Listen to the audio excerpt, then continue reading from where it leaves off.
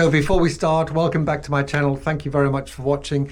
This is a long video. It's a couple of hours, so I wouldn't expect you to sit through all that, but this is a very special interview. It's a second interview I've had with Ivan Hrastovec, who is basically known as the Barefoot runner. He regularly runs 100 milers, which is about 165, 170 kilometers, sometimes longer, bare feet, so no shoes. And I don't mean the Barefoot brand with sort of soles on them, just literally no shoes, no socks. And he runs in all kinds of terrain, winter, summer, rocky, gravel, mud, grass, you name it. Of course, the rocky, gravel, very difficult terrain is harder, but this interview is all about what he's done in the last few months since UTS Snowdonia, which is the Ultra Trail Snowdonia, where I met him completely by chance, by the way. If you want to see more about that in terms of his rationale, his mindset, why he does what he does, and some of the controversy surrounding the UTS 50 last May 24, have a look at that video. I'll put the link into the show notes. This time, I'm flabbergasted, frankly. He's done, 12 ultra marathons ranging from a couple of 50Ks, but the vast majority have been 100 kilometers or 100 milers, 12 in the last 6 months. So that's pretty insane. So, and in 1 month, he did 4 ultra marathons. That's every single weekend. So, you know, it's very interesting to find out what makes a person like Ivan tick, how he recovers so quickly. When you think about doing a 100-mile ultra marathon with incredible elevations, some of them as high as between 6,000 and 10,000 meters. So what is that, 20,000 feet to about 30,000 feet elevation over 160K. That's incredible. And the times are fast in some cases, especially when he's wearing shoes. The vast majority he does barefoot, but sometimes he wears shoes just to get a quick time. So this is and I know how hard all of these are. 12 ultra marathons in 6 months. I found it hard enough to do 11 normal road flat marathons in 11 months. So let's get into it. This is the interview with Ivan, and I hope you enjoy it. Please leave any comments or questions in the comment box. I know he will respond, or I will respond, and some of them just ask what you like. He's very humble, he's very open and shares all the information and any sort of things that he goes through very openly. And I for sure have learned an awful lot, and hopefully you'll learn a lot from this interview too. Enjoy.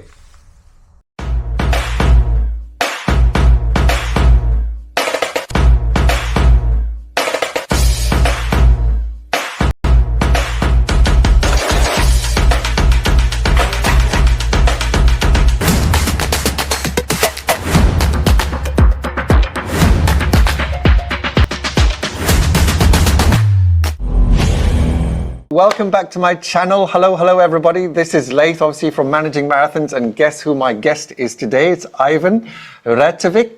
Hopefully that's right. You have to correct me again, please, Ivan. Hrastovec. Hrastovec.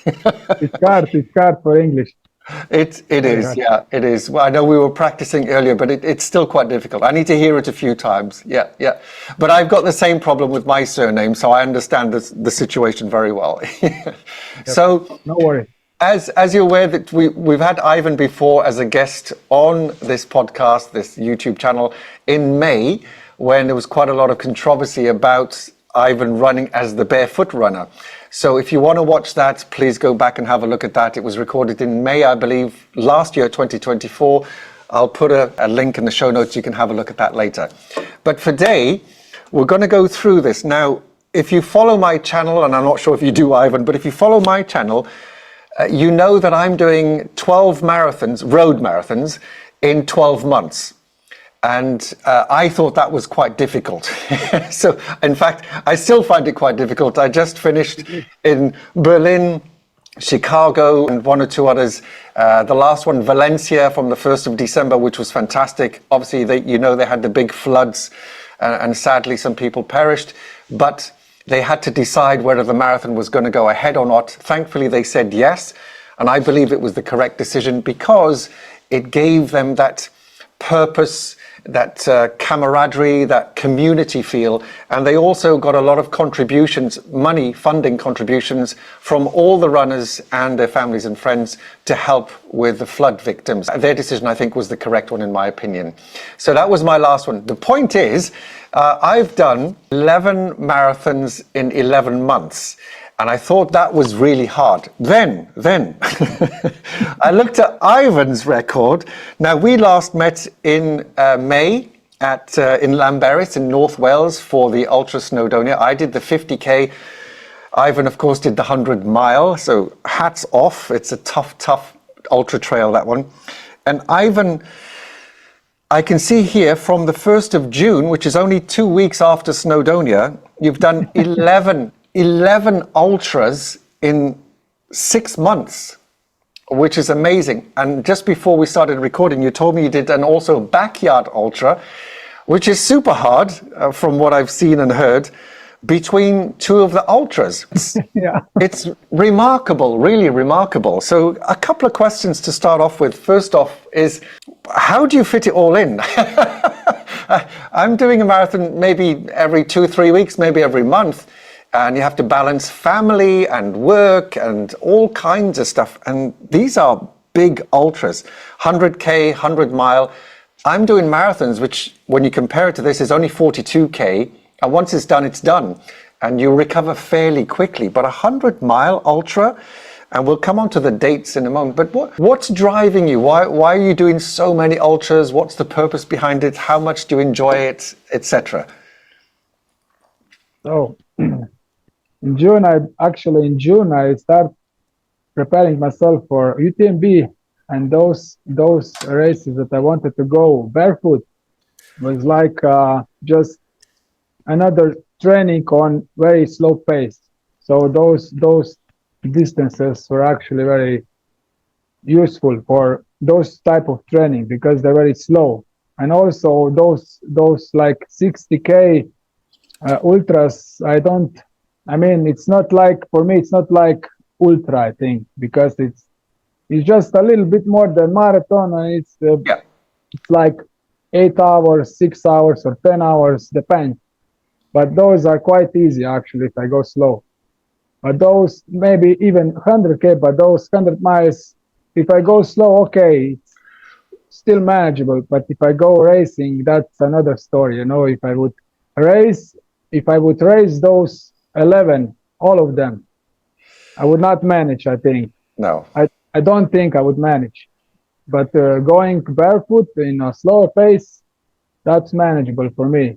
Because as I mentioned in the previous interview, that if I go slow, I can do more of them than with shoes competing. So that's why. And also because I have this advantage in UTMB site because of the ranking, and I want to explore those trails because I have only 400 miles enough points to go without entry free. So it's a discount, and that's actually the reason that I'm doing those 100 miles in Europe, especially because if you go outside Europe, you need to pay more money for traveling. So it's better to go on more of them in Europe.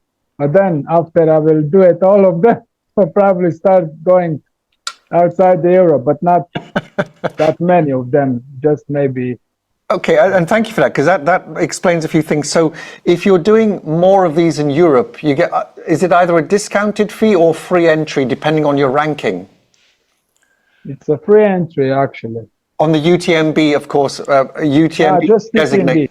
Yeah. Just by UTMB races, but also they have 3 categories, 50K, 100K, and 100 miles. And you need to be good in one of those or in many if you can, but I have only in 100 miles now, so that's why.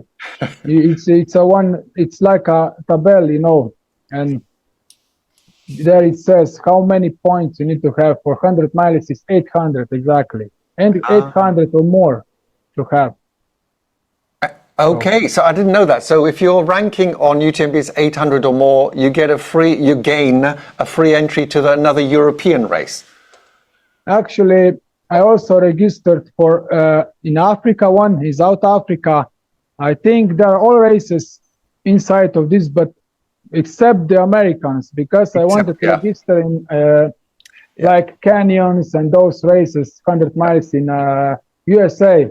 Yeah. But I couldn't have a discount. I don't know why. They have a little bit different things, but they're by UTMB, but don't know why.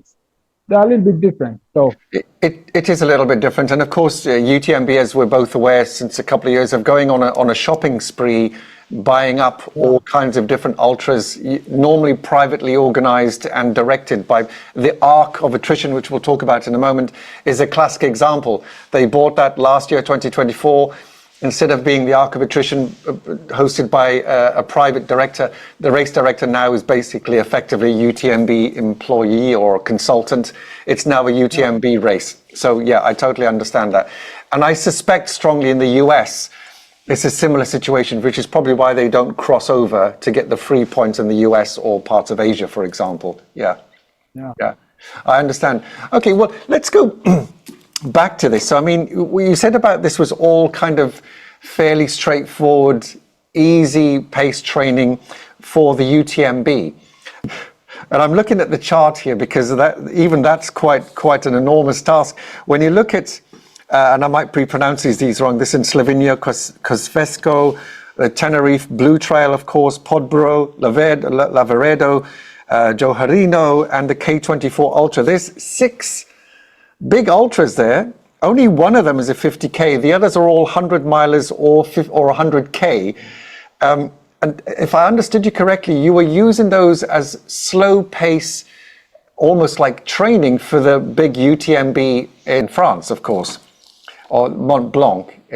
Is that correct? Yes, actually, it was like that. The first one in June, actually, in the 1st of the June, I started preparing. And that was actually the Saturday. And this race in Kočevje, it was in the same day. And I actually get the entry fee. I was actually invited from the organizers in Slovenia. Oh, brilliant. Brilliant. Yeah, for this race. And I had idea 1 year before, because I went 1 year before to this race, and it was very beautiful because of the woods. Yes. And also those paths was very beautiful for barefoot, not so tough. And I had this idea to invite my younger brother for the birthday. Brilliant. To go with me, and we went barefoot together. So that was actually the first one. And then was this one that we talked last time, the Tenerife. That was actually in 100-mile category, because UTMB has those races that are like 110 and 120. Yeah. Some of those races they put in the 100-mile category, so I have the advantage of those as well. So that's good for me, actually. Yeah. So this one, and then it was this one that you said in Podbrdo. I was in Slovenia. Yes. This one was actually, I got the entry from one of my friends, because she was, I think, injured or something like that, and she gave me the entry. And first I thought I would go barefoot, but that was just 1 week after the Tenerife, and I couldn't feel like going against 70K for barefoot. And then I got this idea that I would go compete for a training, because it has like almost 4,000 altitude in 70K, and it's like 2 big climbs with 1,500. So it's very good training for UTMB. And also, my older brother had the 40 birthday, like 40. I was going to ask, did his birthday end in a 0 or a 5? Because they're kind of milestones. 40. 40, and that's why I got this idea that I will compete, because I would do it like in 8 hours, and then I would return home to celebrate. So I did that, and I won actually this race. Wonderful. So before I forget, what's your brother's name? So if he watches this, we can highlight that he's done it. The younger one, this one that went with me, he was Igor. It's Igor. The Igor. older one is Robbie. Did they both do it, or just Igor? Igor do it with me in barefoot in Kočevje, but the older one has the birthday in the same day. That was the next race. but the race was actually in the same day. No, but So that's why I wanted to go to celebrate. Yeah, that's a big seller. Then they're not twins. I didn't misunderstand. They're not twins, are they? No, one is No. younger and one is older. Okay, I'm yeah. between. But sometimes, but sometimes when you speak to twins, they say, "I'm the older one." How much older? Oh, 2.5 minutes. Enough to be older. Exactly. But that's not the case with Igor and your brother. No. Okay. So It's like yeah. Well, I 12 mean, years. oh wow, that's a big difference. Yeah. I mean, between us, it's like 13 between them. Wow, that's significant. Yeah. Yeah, that's amazing. Well, I mean, 40 is a big birthday. My brother is going to be 60 in April. So I know the significance of any birthday that ends in a 0. I remember my 50th. 2 years' time, I'll be having my 60th as well. So I'll probably talk to you on that date. Say, like, it's my birthday. So that's, I mean, Ivan, I'm looking at these. Congratulations to Igor and you for doing that. You both did that barefoot. Yeah. Okay, we'll come back to that. But looking at the dates, you've got Hrastovec, Tenerife Blue, and Podboro and Lavaredo. Four of them in 1 month, you mean? Yes, exactly. It's crazy. When I looked at the dates, I'm checking on the website. Are these dates correct? The 1st of June, Yes. 7th of June, 15th of June, 28th of June, 200 miles, 100K, 150. That's crazy. So I don't even know where to start. I mean, one of the questions remember, I'm doing 1 marathon a month, 42K. And for me, that's already hard work. But if I did 200 miles, 100K, 150K in 4 weeks, that's insane. How are you recovering from these? What do you have a strategy? I know we talked a lot about mindset last time, so I don't want to go too deep into mindset again, but I know if you want to watch Ivan's thought process around mindset, please go and watch the old one, the one we did in May. It's really, really powerful. But I'm just talking also from a physical perspective. 200 milers in 1 week. Even when you talk about Courtney Dauwalter, when she did Western States, UTMB, and the other one, these were 2 or 3 months apart. You're doing this 1 week apart. She got tougher because she competed. For me, it was easy because I was doing barefoot, But still, I mean, the 100 milers, Ivan, you did the Tenerife Blue Trail in 26 hours. That's fast. This one was, because those was 110 and Lavaredo is 120. It's a little bit shorter than 100 miles, but still, yeah. It's still quite long. Still under 30 hours, 29 hours, and Podboro in 7 hours, 49. These are fast times. And for people who don't know about 100-mile ultras, I mean, generally the cutoff is 48 hours, I think, 44 hours for 100 mile. Actually, for those two, at Tenerife and Lavaredo, I barely made it. Oh. Like in Tenerife, I got half an hour before cutoff in the finish, and in Lavaredo, I got 20 minutes before cutoff. And Lavaredo has the 30 hours cutoff, and Lavaredo has the 27 hours. So I just barely made it. Wow. Well, but you did make it, and that's the point. Yeah. So, and that's insane and really well done. I mean, and coming back to that, so I know. I mean, doesn't even compare. But I know when I was doing it's my only big ultra was the UTS 50. So I know when I got to the second checkpoint, the guy said, you have about 47 minutes before the cutoff. So I started not panicking, but I was like, oh, okay, Coca-Cola, biscuits, sandwich, peanuts, and go. The next cutoff and the third checkpoint, which was for us much shorter than yours, of course, but I got in there, I had 15 minutes, 1-5.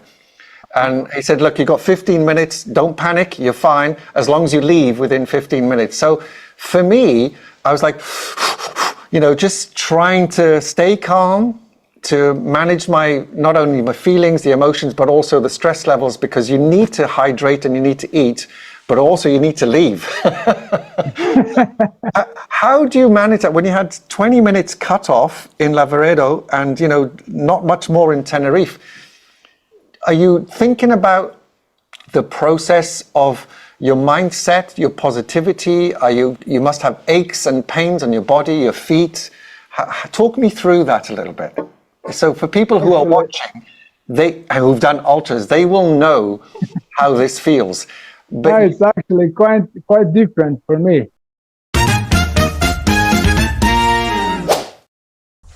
So a couple of things before the next section. Just have a listen to how Ivan strategizes his race. So what strategies does he implement? And when I've listened to this a couple of times, what it looks like and sounds like he's doing when he knows the course, and this is a lesson right here, it's the same as I study the marathon routes, Ivan studies the route of the ultra. So not only the circuit, the track, but also the elevation, but also the surface. Now, if you're running barefoot, of course, the surface really matters. It matters when you're wearing trainers, of course, by the way, but it definitely matters when you're running barefoot. And what he talks about here in the next section is, you know, he's banking as much time as he can when he's either climbing on fairly soft surfaces or running on grass, banking, you know, 90 minutes, a couple of hours, knowing that in the second half of the race, it might be much coarser gravel or rocks. So he's banking time knowing that he's going to go slower on the next section. That's the first point. The second point, on one of the other ultras, I think it was Tenerife that he was talking about, is that sometimes you get a bottleneck, and it happens on many races where there's a stile or a gate, and it's particularly prevalent when you're at the beginning of a race and you've got several hundred people all converging on one pinch point or a bottleneck. And the problem with that is it becomes quite close to the cutoff. And you'll hear him say on this particular example that he got through with 2 minutes to spare, but he's not sure what happened to all the several hundred other people that were behind him. And that's something to have a look at. But be aware that if there's a bottleneck or a stile or a gate that all these hundreds of people have to run through, particularly at the beginning of the race, then that is something to consider. And sometimes organizers, race directors can't do anything about it because they haven't got permission to go elsewhere. So they have to go through a funnel of some description, through a gate or a stile or a hedge gap, something like that, in which case you will be delayed. Now, I strongly suspect that they will build in a margin, knowing that if there's 300 or 400 people running, that they're not all going to be able to get through that gate quickly. But it does have an impact, and the downstream consequences of not getting through and you're having to wait 10, 12, 15 minutes because of a bottleneck will definitely have an impact on your race. And he's about to explain it right here. Because last time I mentioned that if I'm doing with shoes, I'm much faster. And that means if I'm going barefoot, then when I'm going on grass sections and sections in the woods, I will go faster. And also climbs, I will walk much faster. So that means that mostly in the first half of the race, if I'm going barefoot, I will probably get some time reserve, because I will do the climbs faster and grass section I will do faster. And then I will do, like, sometimes I'm doing a couple of hours of reserve. But then when I'm getting to the gravel material and when I started the soreness of the feet, in the end is I start going much slower, and then the time is catching me back again. And that's why I barely made it, because in the end it's always harder. So that's actually, it's quite interesting. But in Tenerife I have a very funny story. In the first checkpoint, it was 8 kilometers and a half. Right. And it has 1 hour and 20 minute cutoff. Oh, that's pretty hard, but not that much, because the challenge was because it was a lot of people. Yeah. You know, the crowd, and we stuck in one of those single tracks. Yeah. It goes like up a little bit, and you need to climb just a little bit. And because it was a crowd of 100 people in the same place, we waited like for 10 minutes before we go. And then I was hurrying up and I was there just 2 minutes before cutoff. Wow. So what happened with all the crowd? Were they slowing the runners going through, or were they in the way? What happened? I was thinking about that when I was continuing, that at least 100 people was like behind, and I was thinking if they let them or if they disqualify them. I don't know actually, but it's not fair because they went slow. Just the track was narrow that much that we couldn't go because it was not manageable, because you need to climb like 5 meters up. Yeah. Then you can. So it was interesting, but then the rest was just climbing, through this Teneide volcano.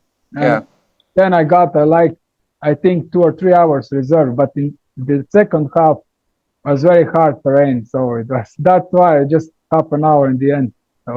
So that's interesting. So I mean, you had what we call a genuine bottleneck. So people were coming to a bottleneck, whether it's a wall or a pass, or like you said, you have to scramble. So people have to more or less queue to get through the pass, and that delays the whole process, isn't it? Yeah, it's not good that it's in the beginning of the race. It's okay. There is like after many Ks, but there is in the beginning because it's like 400 people starting. Yeah. By 50 or 60 or 70K, people have thinned out, and there's only 1 or 2 people. Yeah, I understand. I wonder if they'll change that for next year. I don't know. Or if they do it by purposely just to get them out. It's like, just to, they have, that would be not good actually if they do that. That would be very mean, wouldn't it, if they did it on purpose? But I mean, my only reference point is UTS, as you know. But I know when we came, I mean, it's a smaller race, but when we came to the stiles, the gates, and the stiles where you have to climb over, there were delays for sure, but mini delays. Maybe 5 or 6 people in front of you have to wait for them to climb and down. Next one climbing up, back down.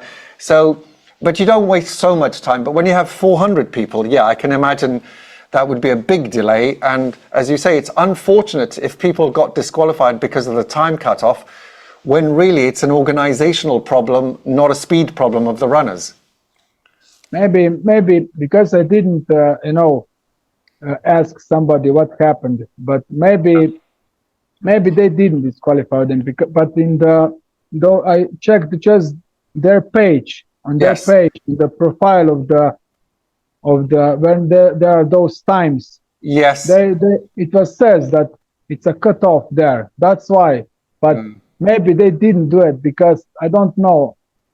It's kind of a mean to, Yeah, and it's a learning process, isn't it? It comes back to what we said on the last chat that we had. There is a learning process with stuff like this. And for somebody like me listening to this, if I was going to do that one for the first time in Tenerife, for example, I would study the course map and the route map and see the feedback online or on blogs or vlogs to say, what happened here? Are there any congestion points? Are there any bottlenecks where people are wasting time? And then have a look at how we can best do that. I mean, I guess some people run from the start very quickly to get through it first without the crowd. And some people might... that's one way of doing it. But then you burn yourself. You burn all your matches too early. That's right.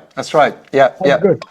All right. So then we moved on. So again, just coming back to the recovery question, because I know a lot of people would ask this. I know certainly with the marathons, it takes 1 or 2, 3 days to recover.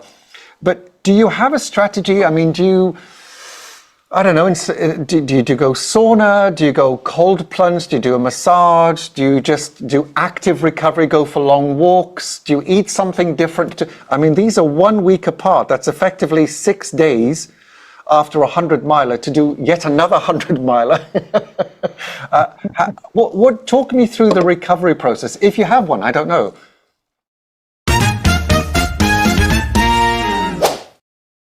So as you've already heard, Ivan did 4 back-to-back ultramarathons, 1 every single week. So that's effectively 6 days recovery between 100-miler and then the next 100-miler. So I was really curious and just interested to find out, how does he recover so quickly from a 100-miler? I know when I did the UTS 50, which is 56-ish K, it took me a few days to get over that, and within a couple of weeks I was able to start jogging again. And I know I'm older, but this is huge. 100 milers back to back every 6 days for 4 consecutive weeks. That's an achievement in its own. So I was just curious to find out, what does he do in order to recover so quickly, in terms of what he does physically, mentally, maybe food, hydration, nutrition, or anything else? And this was his response. Actually, I have a little bit of advantage because of my running history also, and that means I was doing a lot of races, a lot of mileages to prepare. Yes. And I have kind of built-in preparations already, like this, all of those preparations so far. So that means when I'm going now even 100K slower, it's like for me, just, it's not tiring that much. I can walk normally next day. It's not like that I was doing something. It's just, I just felt that I was doing something, but not that much. And then in 2-3 days, I'm okay. And especially if I'm preparing for the race, like really preparing for 100 miles, 2 or 3 months, then I'm actually in this, in this flow of training and even 100K on easy pace, it's like nothing for me. And also I can do also for training. A lot of the times I'm doing like 50 to 70K trainings per week. No, in one day. Like I'm going Saturday doing 50K with 3,000 or 4,000 altitude, or I'm doing 70K with 7,000 altitude, something like that. Trainings just for 8-10 hours. Wow. And, so huge. So it's like those are ultras in results, but when I was preparing for UTMB, it's about 10 more of them, like 50 to 70K. So it's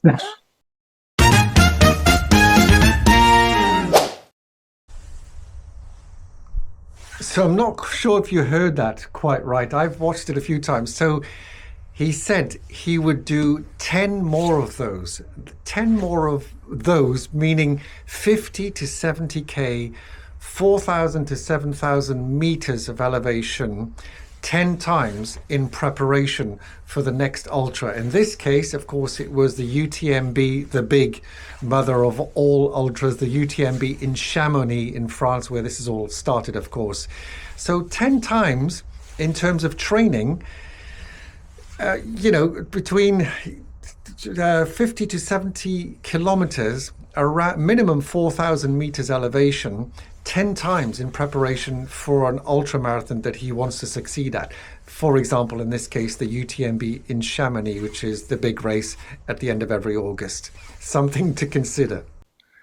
You should check my Strava, Well, it's hard enough trying to keep up with all the races that you do, and even the ones not on the UTMB side. There's a lot of them.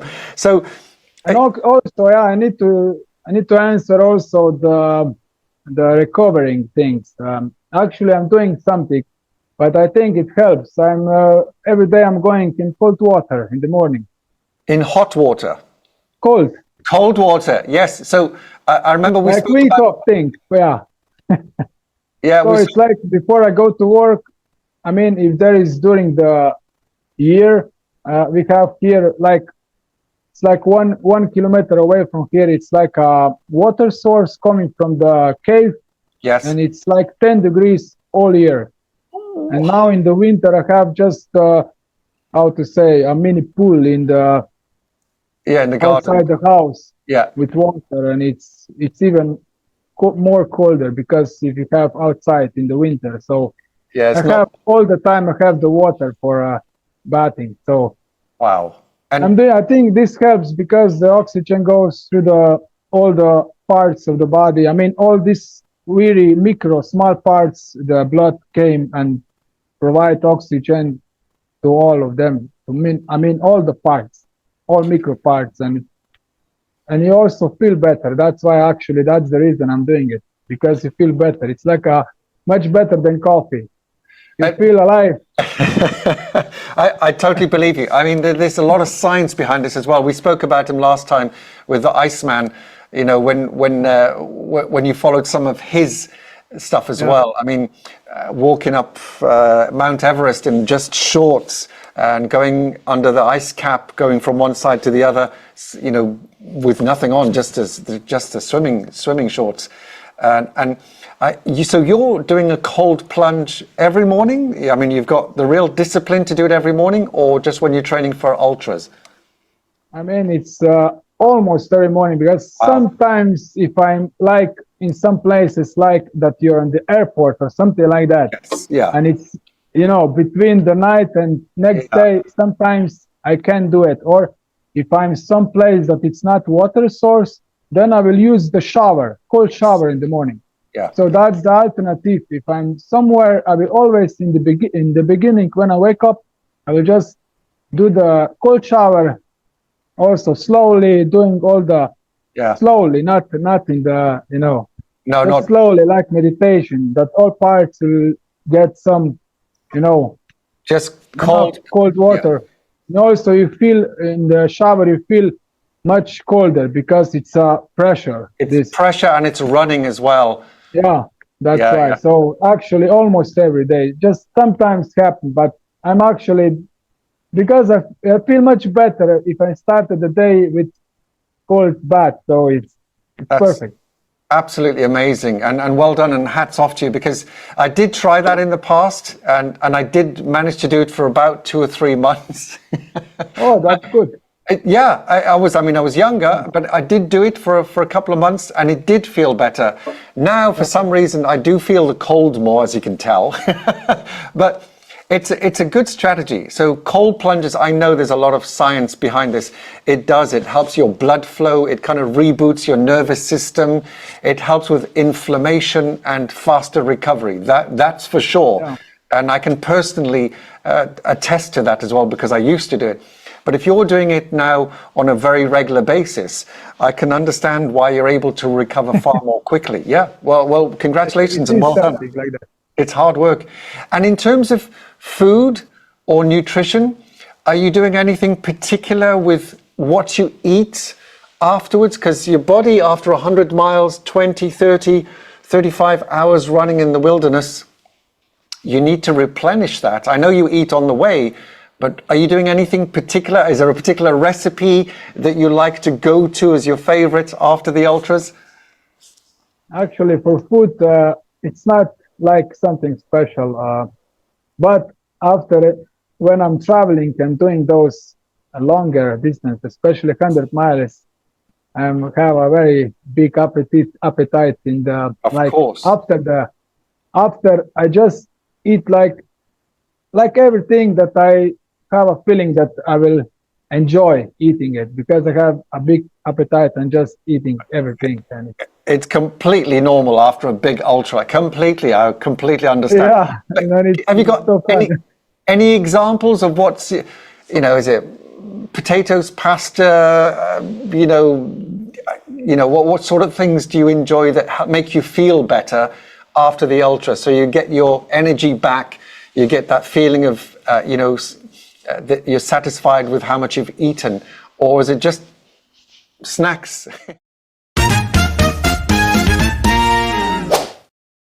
So it's really interesting in terms of replenishing that lost glycogen and, just feeling better after a marathon or an ultramarathon. I know when I travel a lot, for example, on all the marathons I've done, it's hard. You can't really plan a good nutritious meal all the time. Sometimes you're on a train or a bus or just traveling between different ports or terminals, especially at an airport where things cost 10 times more.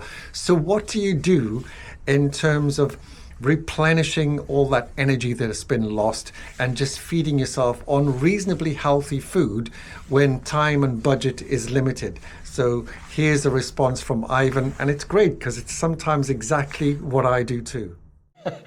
No, it's actually, I'm quite dependent, because mostly it's in those days that I'm traveling back home, so I'm around airports, or if I got some shops, then I probably buy those You know those how to say hummus? You know. Oh yeah, It's like hummus. Yes, yeah. like Chickpeas. vegan Yeah. thing, and I'm, you know, with bread. I'm eating Yes. those.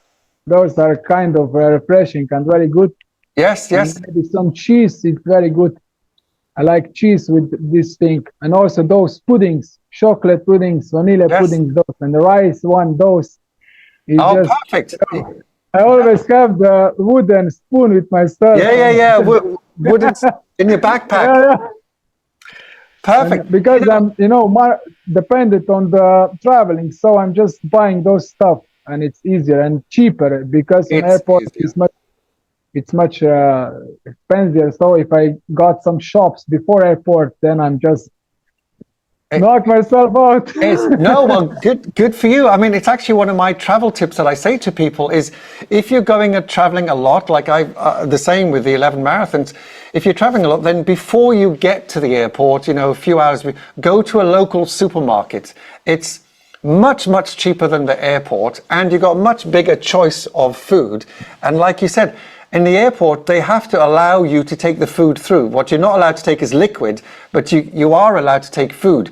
So like you said, you get some bread, some hummus, chickpeas, rice pudding, all of which are very healthy. It replenishes, full of carbohydrates, even olives or dates. These things are very inexpensive. You take them through and eat them in the airport or eat them on the way to the airport. And like I say, bread or pita bread or some kind of bread to dip it and eat it. That way you recover quite quickly, especially if you're not going to be home for 2-3 days. I think that's a really good idea. You also feel, you just feel that you need to eat. It's like natural. Absolutely. But I also know people, I mean, I've had pizza before myself, you know, when you finish at the end of Chicago, for example, you have a pizza. But I wouldn't go to junk food necessarily. I wouldn't go to McDonald's or Burger King, but I know a lot of people do, and it's absolutely fine. You've just run a whole marathon. Go and spoil yourself. You deserve it. But for me, I don't know what your thoughts are. Would you still eat, because it's still calories, doesn't matter if it's good calories or bad calories, would you still eat something like a McDonald's or a Burger King or something like that? Or would you stick to more healthy options like hummus, bread, you know, like you say, rice pudding, that kind of stuff? Actually, sometimes I'm going for a pizza. I know beer and pizza, those things. Yeah. I was like in Nice. I remember then I went for a 9 scoop of ice cream after that. But I never go in McDonald's and those things. I actually don't eat those things. No, same. But if there would be like a situation, no food, not at all, just McDonald's things. Yeah. And I would run 100 miles one day before. Yeah. And I would be hungry next day. I will eat McDonald's. Yeah. Without a problem, I think. Because I know that it's better to eat than not to eat. You Correct. will struggle more. You will do more damage to the body not to eat than to eat junk food in those cases. So I will eat even meat because I don't eat meat. But sometimes it can happen that I would eat meat. I fully understand. Depends on the situation. It does. It depends on the situation and the context. You're absolutely right. Yeah. Because sometimes I've been at the airport very late. I haven't eaten. I've been traveling. I missed the train, missed the bus, whatever. And you get there very late. And the only option in the airport still open is some kind of junk food. But like you said, you're better off having some junk calories than 0 calories because it's better for your body. But also depends how you feel about that. That's actually, if you feel very bad, if you will eat junk food, then it will not be good for you. But if you feel very good and eat junk food, it will be good for you. No worries. But if you eat and worry, oh, I should not eat that. That's not good that you eat. Then it's better to eat something that you will feel good. So yeah, and it comes back to your mindset. Yeah, that's important. And like you said last time, your internal belief systems. You know, what are your values on anything? Your life, what you eat, how you work with people, how you talk to people. These are your internal belief and value systems. And I remember we spoke about this a lot last time. So for sure, if you believe the junk food is going to be bad for you, then stay away from it. Because even then, although it's calories in your mind, the next day or later after you've eaten it, you'll feel bad And that was the total opposite of what you wanted in the first place. Yeah. Yeah. Okay. Brilliant. Okay. So, I'm still amazed. You did 4 of these huge ultras in 1 month. Then you did the Johira Ultra, which is 100 miles, and you did that in 23 hours, which is insanely quick. And you got a second place for that one, I think, right? Actually, this one was actually one of the most dramatic finishes. Talk to me about that, because when I saw that, I'm like, wow, that's not only fast, but it's 8,000 meters elevation, which is much more than the UTS 50, almost 10,000 like the UTS 100 mile, and you got a second place, I think. But please, talk me through it. I was with the shoes in this one. Okay. I remember that from last time. You said UTS, you took 44 hours, and then the other one, I can't remember the name of the one, you did it in 22 hours. Yes, half the time for the shoes. This one was actually the race that I mentioned to you also, that is a car for a prize, for the first place. And actually, yes. that's why I said it was dramatic finish, because I was just 14 minutes behind the first. I saw that on the website, because I'm thinking you only missed it by a few minutes, so 40 minutes. But actually, those 40 minutes, it was much more. Those 40 minutes was actually kind of a good thing, because I already was like 1 hour behind. Yeah. But the point was that I was leading the race from the something like 50K forward. I was leading the race, but during the afternoon it was so hot and no shade and no water source that I was almost collapsed, dehydrated. So I barely managed to come to the next aid station, and there was like almost 1 hour. I was there eating water lemons, drinking isotonics and beer, and I was there like more than half an hour or 45 minutes. And then I went on barely, barely, because I didn't want to give up, because it was just one before me. I was still in the second place, struggling, but I didn't want to give up, because it's a very big first prize.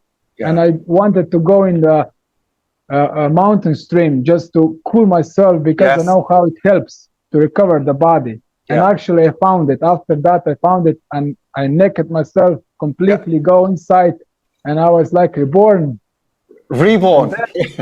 Yes. And then after that I was felt so much better that I will start thinking, I will run faster, and I will try to catch the first one back. And that I was doing for the next 60K. I was just racing, and for 1 hour behind, I was managed to do it to the 40 minutes, and the race was over. So I would need probably 10 or 20K more. Yeah. What a shame. Yeah, but it was a very kind of a very good lesson. Dramatic. They might one day they might make a movie out of it. Because I was actually very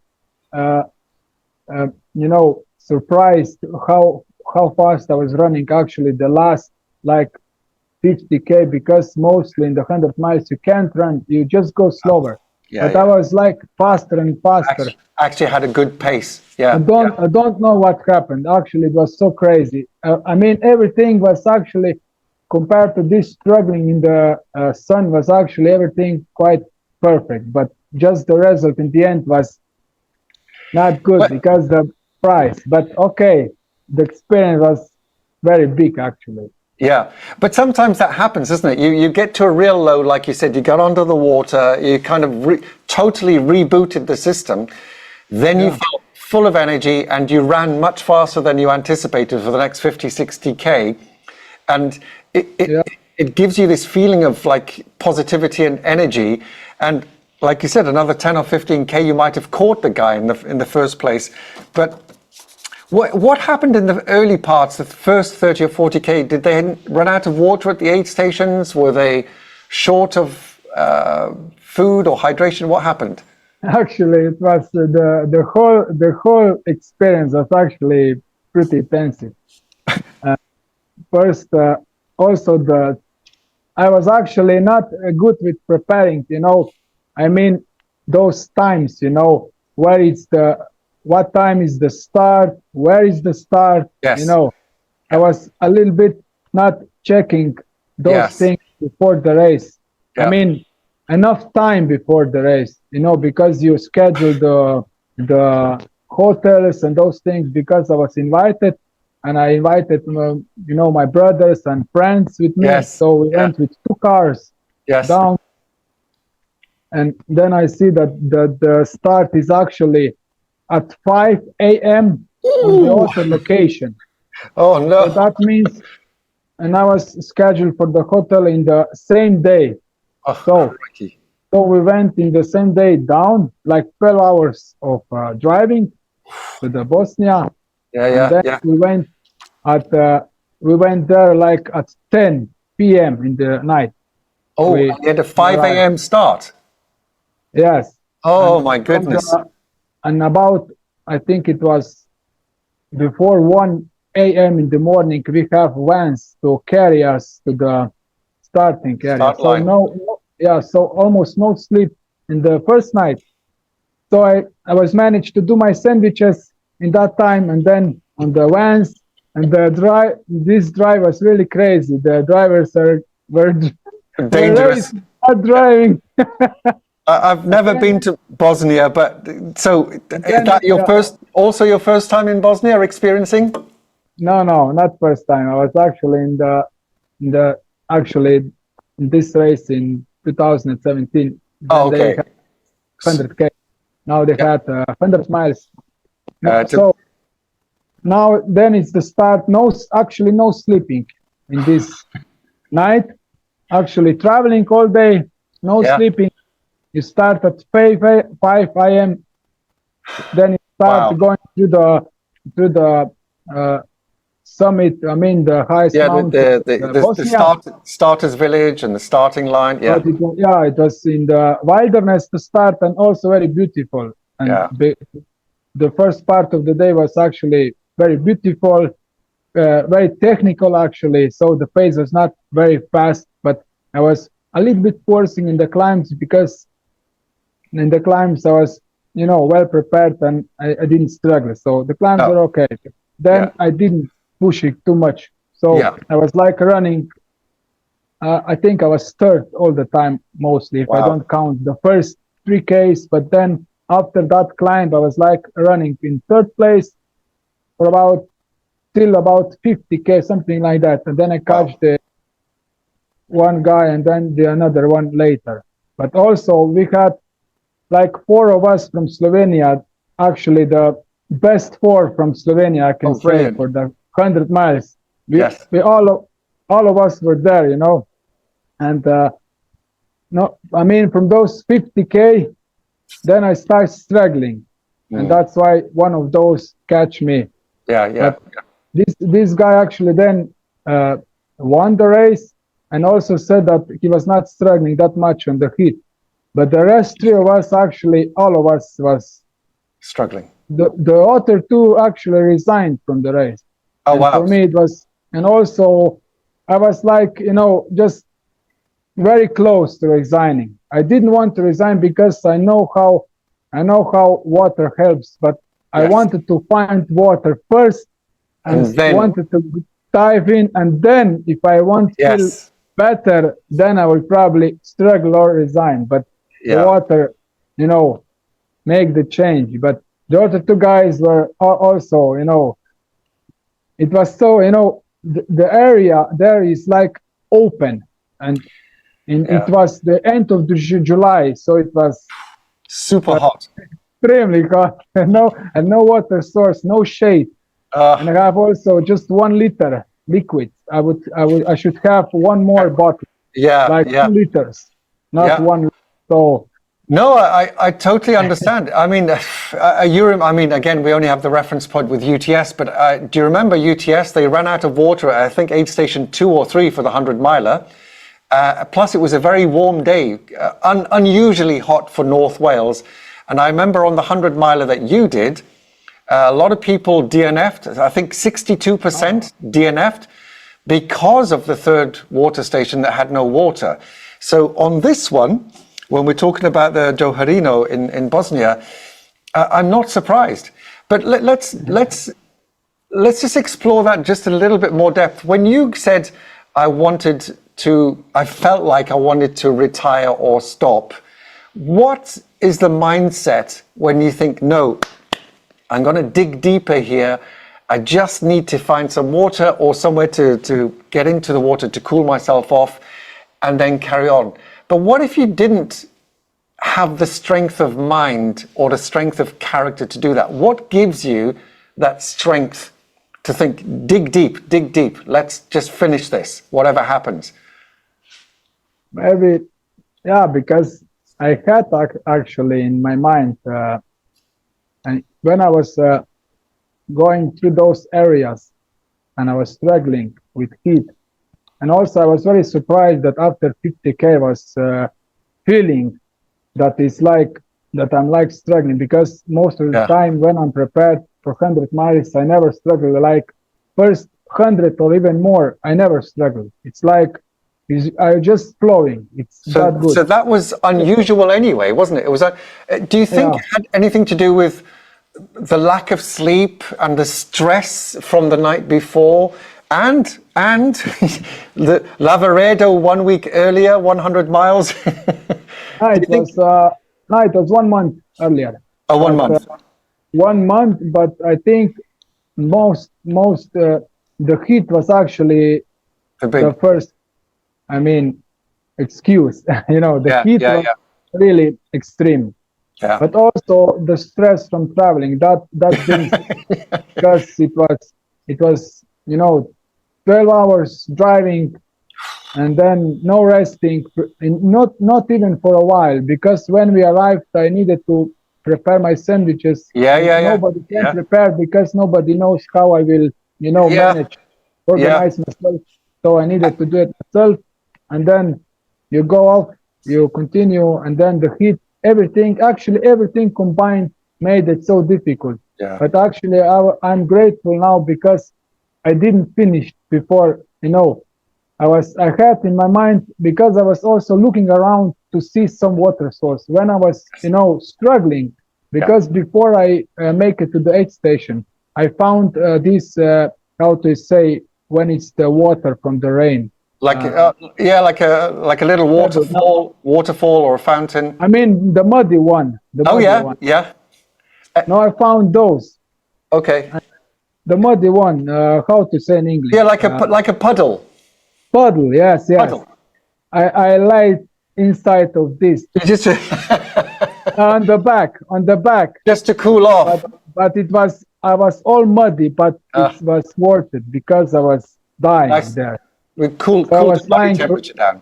Yeah, for a couple of minutes, because in that moment I reached the woods and I found them.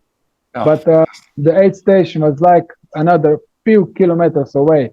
And then after the aid station, I found the real cool mountain stream. And then from then on, it just get better. But the good thing is actually that then how fast I actually run after that. That's actually the good experience, and actually good thing to know that whenever I would be in a very tough situation, I can still know that it's possible to get out of it, that it's not over. Because I knew that I wasn't struggling from the distance or something like that. I was actually struggling from the outside influences like heat and stress. But the body was not struggling in 50K, so the body remained kind of not damaged in a sense, and that's why I probably run faster later. Yes. And also the terrain was very difficult and we didn't run fast, so that means that's why I was in another night running faster. And also interesting, I was not sleepy in the second night because we ran the most second night before the finish line, and I was so focused in catching the leader that I was not sleep and tired. That's amazing. Just running. Just running. That's crazy. So it comes back to the recovery again. So I mean, you haven't slept, plus the stress of traveling 10 or 12 hours, no sleep. You have to stay up most of the night to make your sandwiches. Then you got to be up at 3 or 4 in the morning to get to the start line for 5 a.m.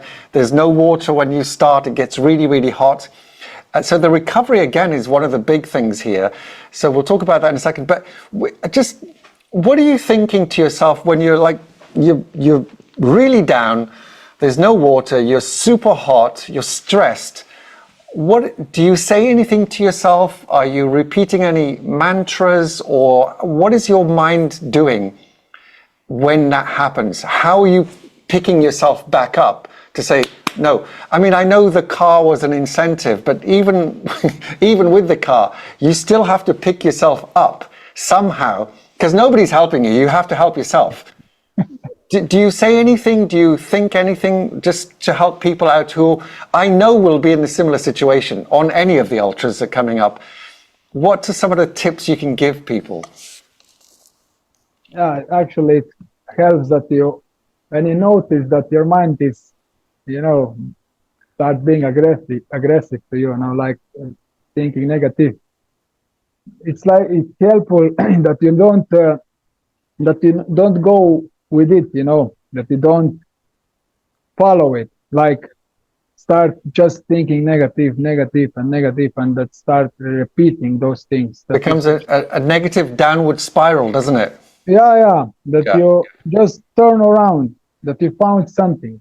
I remember those things there. I was grateful even for a small part of shade when you just go beside one tree or something, like very rarely blow the wind a little bit, or just a little bit of air. Things, or when you have just that much of water and you drink it and it's warm already, and you say to yourself, that's good.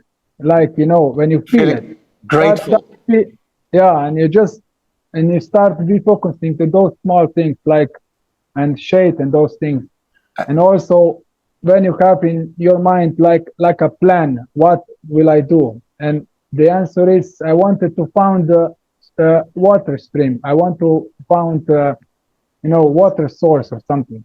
I mean, not for drinking, but I can get in the aid station. But I wanted water source for diving in, to get into it to refresh.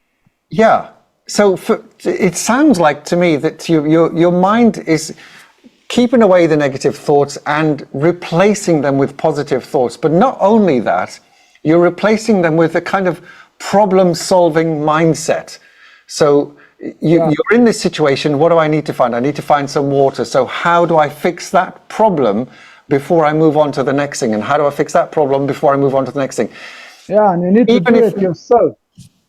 It's not like that his mind is doing naturally, because you need to train a lot of your life to train your mind that much that will automatically provide you solutions. No, you need to say to yourself, like, I don't want to think negative things because it will not help me. This is the first thing, and then you can go from there on, and you can look around and start looking for things that you will feel better or something. But if you're in the race, you will not do that. Probably if you're struggling, there is best to do it like plans, like what can I do from here on? Like, I need to go, just you can have a finish just another aid station, for example.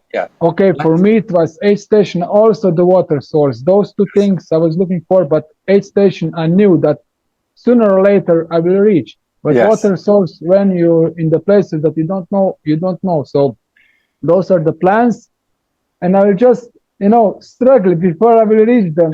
If I can help myself, but I will just do my best to keep moving, because if I will not move, I will not reach them.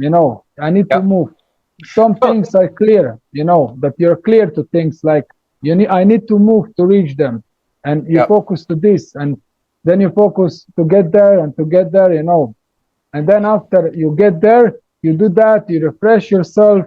And also when I dived into this water stream, when the body starts feeling better, then you have the access to the That, positive thinking actually.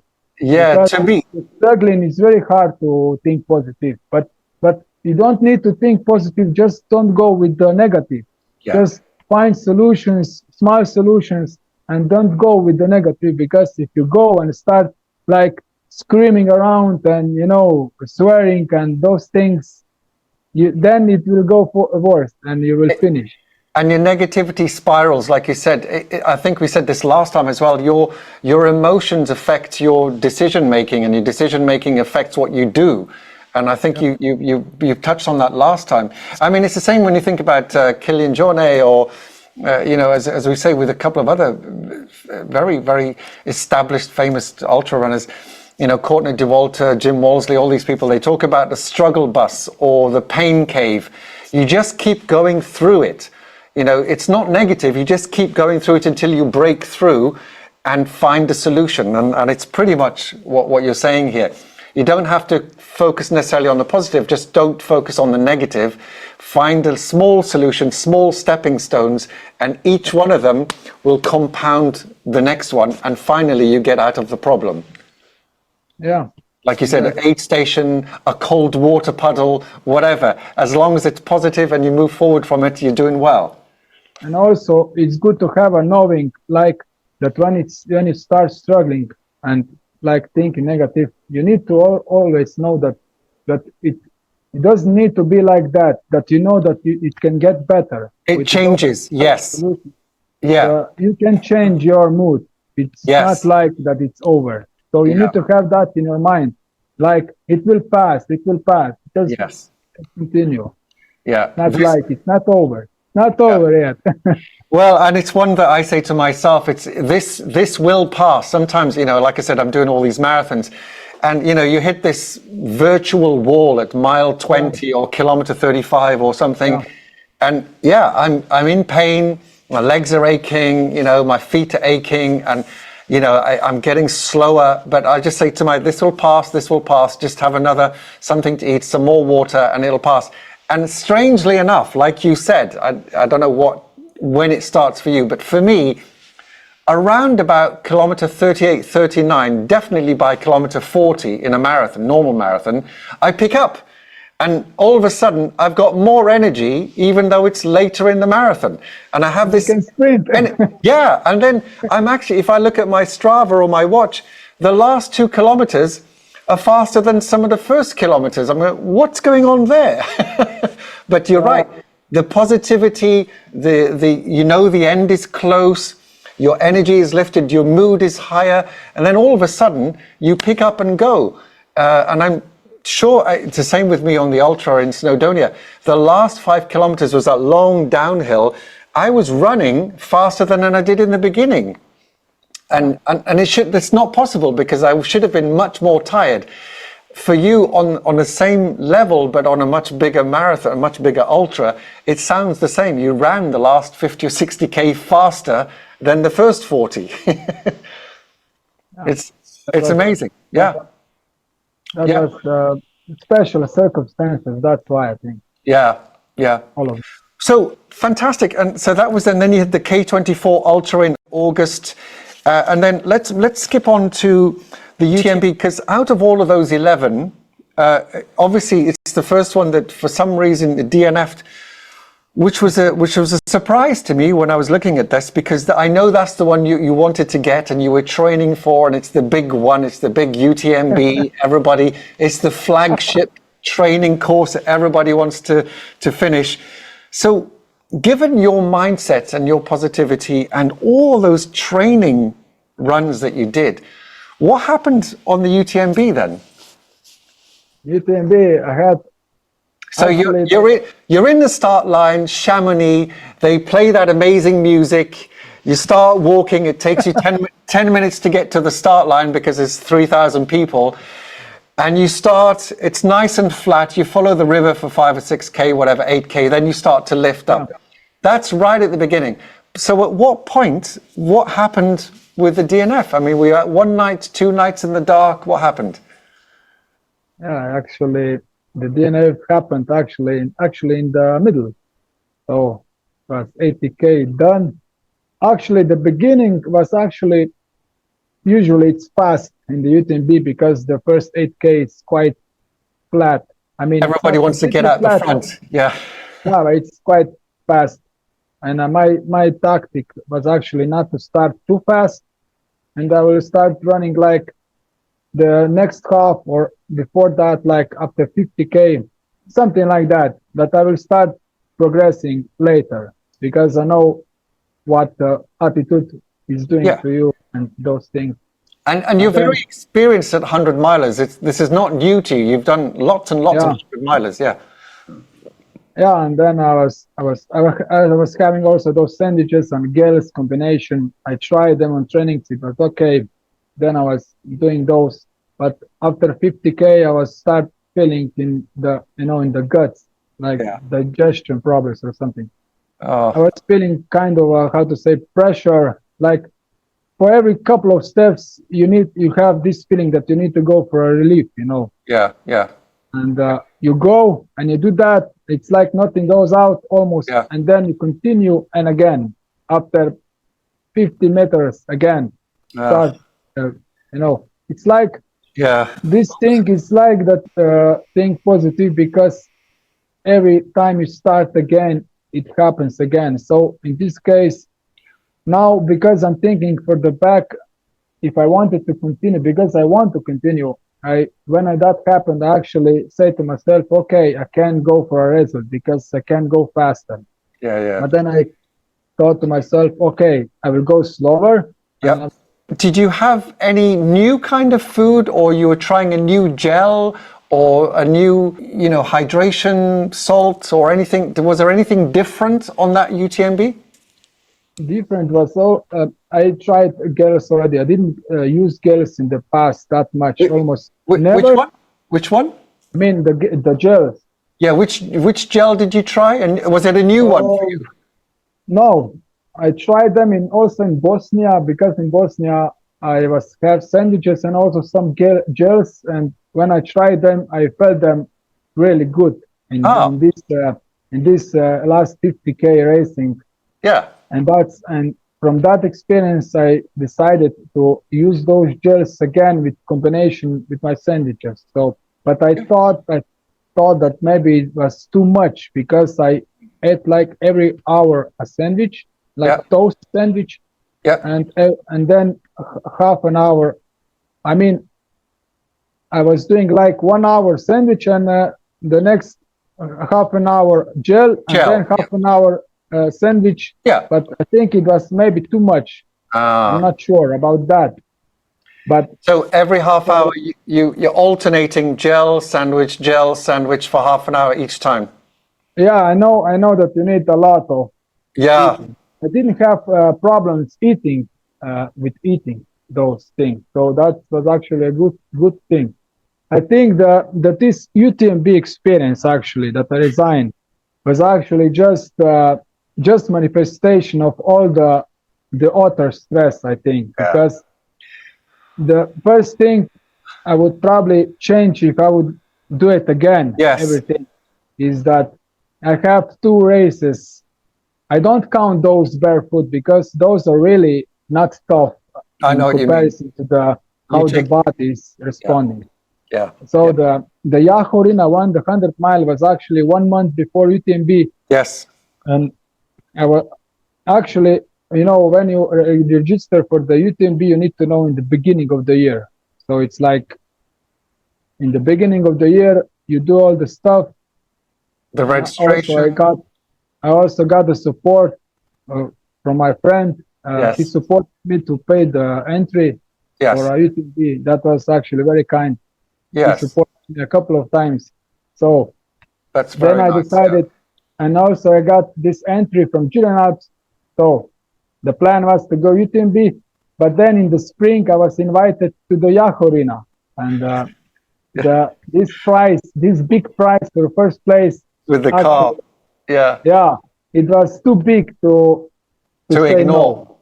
Yeah, to ignore. That was actually, but that was actually not a good thing, because you have like split focus. you Yeah. wanted to do it both, and it's Yeah. when you go racing, it's hard to do both in a higher level. I mean, going for a victory there, and then you wanted to do a good result Yeah. in the UTMB, and It- you see the also Yahorina was very stressful and yeah, dramatic.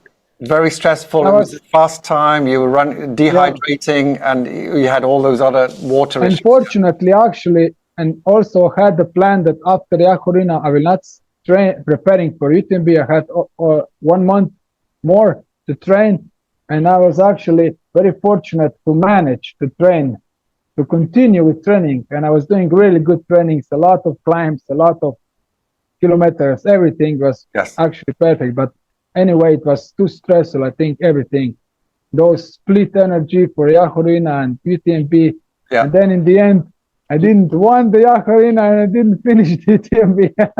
So That happens, you know. that's why these old cliches and these old proverbs exist. I mean, there's an old, I think it's a Chinese proverb where they say, "Man who chases two rabbits catches none." Yeah, you see, And it's true. You see, So because in Yahorina you didn't win it, and UTMB you DNF'd. I mean, it's a shame. that So, means only one focus. If you go Yes. on a higher level, like for a very good result or victory, Yeah. you need to just have one focus for one thing and do it perfectly, or at least doing the best you can. yes, But and I'll zero. do it next time. Yes, Yeah. and zero distractions, because when you got that one Yeah. focus, you don't want any more stuff coming in your head. Yeah. Yeah. And that was actually, and that means that was actually the deeper meaning why I didn't finish UTMB. This digestion problem was actually just manifestation Yeah. of all of this. And stress and anxiety as well, because that manifests a physical problem. Yeah, that was just manifestation. But I mean, this splitting focus is not good. You need to do it one or just one. You can't do it both. Like big project. Those two are big projects. They are big projects, and they're both. I mean, 100 mile is no joke. I mean, they're both 100 milers. And by the way, you did the K24 Ultra in the middle, which you haven't mentioned, but that was also very, That very was fun. just 100K. It's still 62 miles. That's a long way. But anyway, I know. that's another one. And that was 9th of August, which is only 3 weeks from UTMB. So if, like you said, if you were going to do it again next year or whatever, would you do anything for, say, this time, 3 months to do nothing because you want that laser focus and zero distractions? Would that be a better way forward to finish the UTMB? Yes, actually, I will do UTMB again, but not this year. 2026. But I would do a lot of things different. Actually, those experiences this year was actually very good. I mean, for a lot of reasons. So I can be grateful for this actually. And also in Yahorina is actually so good first prize that if they will do it again, I'm not sure now what prize they will have, but but if they will have like very big prize again this year, I will focus just Yahorina and not because for UTMB you need the whole process. Yeah, and you know. It's a long registration process, and you need all the. Yeah, I need to. If I need to be for sure, not to be in lottery, I need to go for one of those UTMB races to. Be to get the stones. Or I mean, if you want to have direct entrance, you need to be in the first 3 position or very good performance. If you're 4th, then you can go for UTMB. But okay, UTMB, Yahorina, it's actually much more simple race because they're not that big competition than in UTMB, and it's actually the price is almost the same. You know, UTMB give the winner 20,000, and here is actually just half of this, the price. So it's almost the same. Yeah, and it's much easier to win the Yahorina if you simpler and easier. Yeah, and I will just focus one, and I will go for Yahorina. If they will have price like that, I will just focus one and go at like I supposed to go. And those 100Ks barefoot, those are not problem actually. Those are good because this is really slow pace. Yeah. This is actually good for Building the getting engine, building the engine. building the kilometers like in slow Yes, pace. yes. That's So actually good. zone So, 2 training and a lot of time on your feet, like UTS 100 mile, you did 44 hours. In and of itself, that's also very good training because you're still running and you're still on your feet. And like you said, zone 1, zone 2 training. yeah, I remember you said very carefully where you put your feet, and it's much slower pace. But for you, the recovery is much faster because you didn't really push yourself. It's just more exercise. Compared to when you're running fast with a pace with your shoes on, that's different. Yeah. yeah. Yeah. Cool. Well, and then the Nice, I know Nice because I did the Nice Marathon myself just a couple of months ago. And I looked at the UTMB, but there was a clash of the dates and I would have done the 50.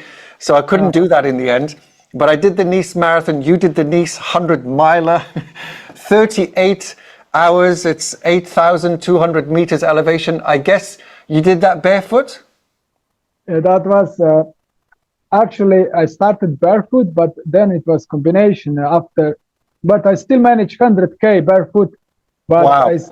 I still found something that I experienced first time actually, because in the mountains was some snow and cold weather. Yeah. And that actually kind of got to my feet, and I felt much more of the when I got to this long descent on the gravel material. I felt much more painful than usual. So I thought this is probably because of the coldness, much of the coldness through the night. Yeah. And then I said to myself, I will not struggle here, and I will go with No, the shoes, and I finish it. I totally get it. I mean, I know that area quite well, and I know the Alpes-Maritimes, that whole area. I used to do a lot of hiking there, and some of the terrain is very, very rough, gravel, rocks, and so on. And I can't even imagine doing that in the ice and snow with no shoes on. It would be insane. So I'm not surprised that it was tough, because that really is quite tough. So well done for that one. That's 100 miles. It was fantastic. Then he did the backyard ultra. We'll do that in a moment. Then the 100 miler in Sweden, the Kulmanen. And then, of course, the next two, which brings us right up to last week, which was the Nap Trail here in Slovenia. But just very quickly then, you mentioned this before we started recording, that between the Nice Côte d'Azur and Kulmanen, you did a backyard ultra. So obviously... So you may or may not know, but a backyard ultra is simply a different format for an ultra marathon.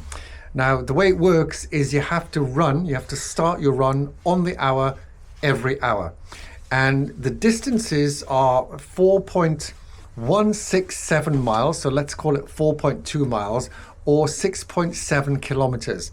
Now, most people, even a very average runner, could cover that quite easily in an hour, run that distance quite easily in an hour. But what happens is every time you do a round of 6.7 kilometers, for example, you can rest until the next hour. So if you go out fast and you do 6.7 kilometers in, say, I don't know, 35, 40 minutes, then you've got a whole 20 minutes to rest, rehydrate, eat some snacks, and get ready on the start line when the bell goes to start the next round. Each round is called a yard. And every time you complete a yard, you can wait until the bell goes and have to be promptly at the start line to start the next yard.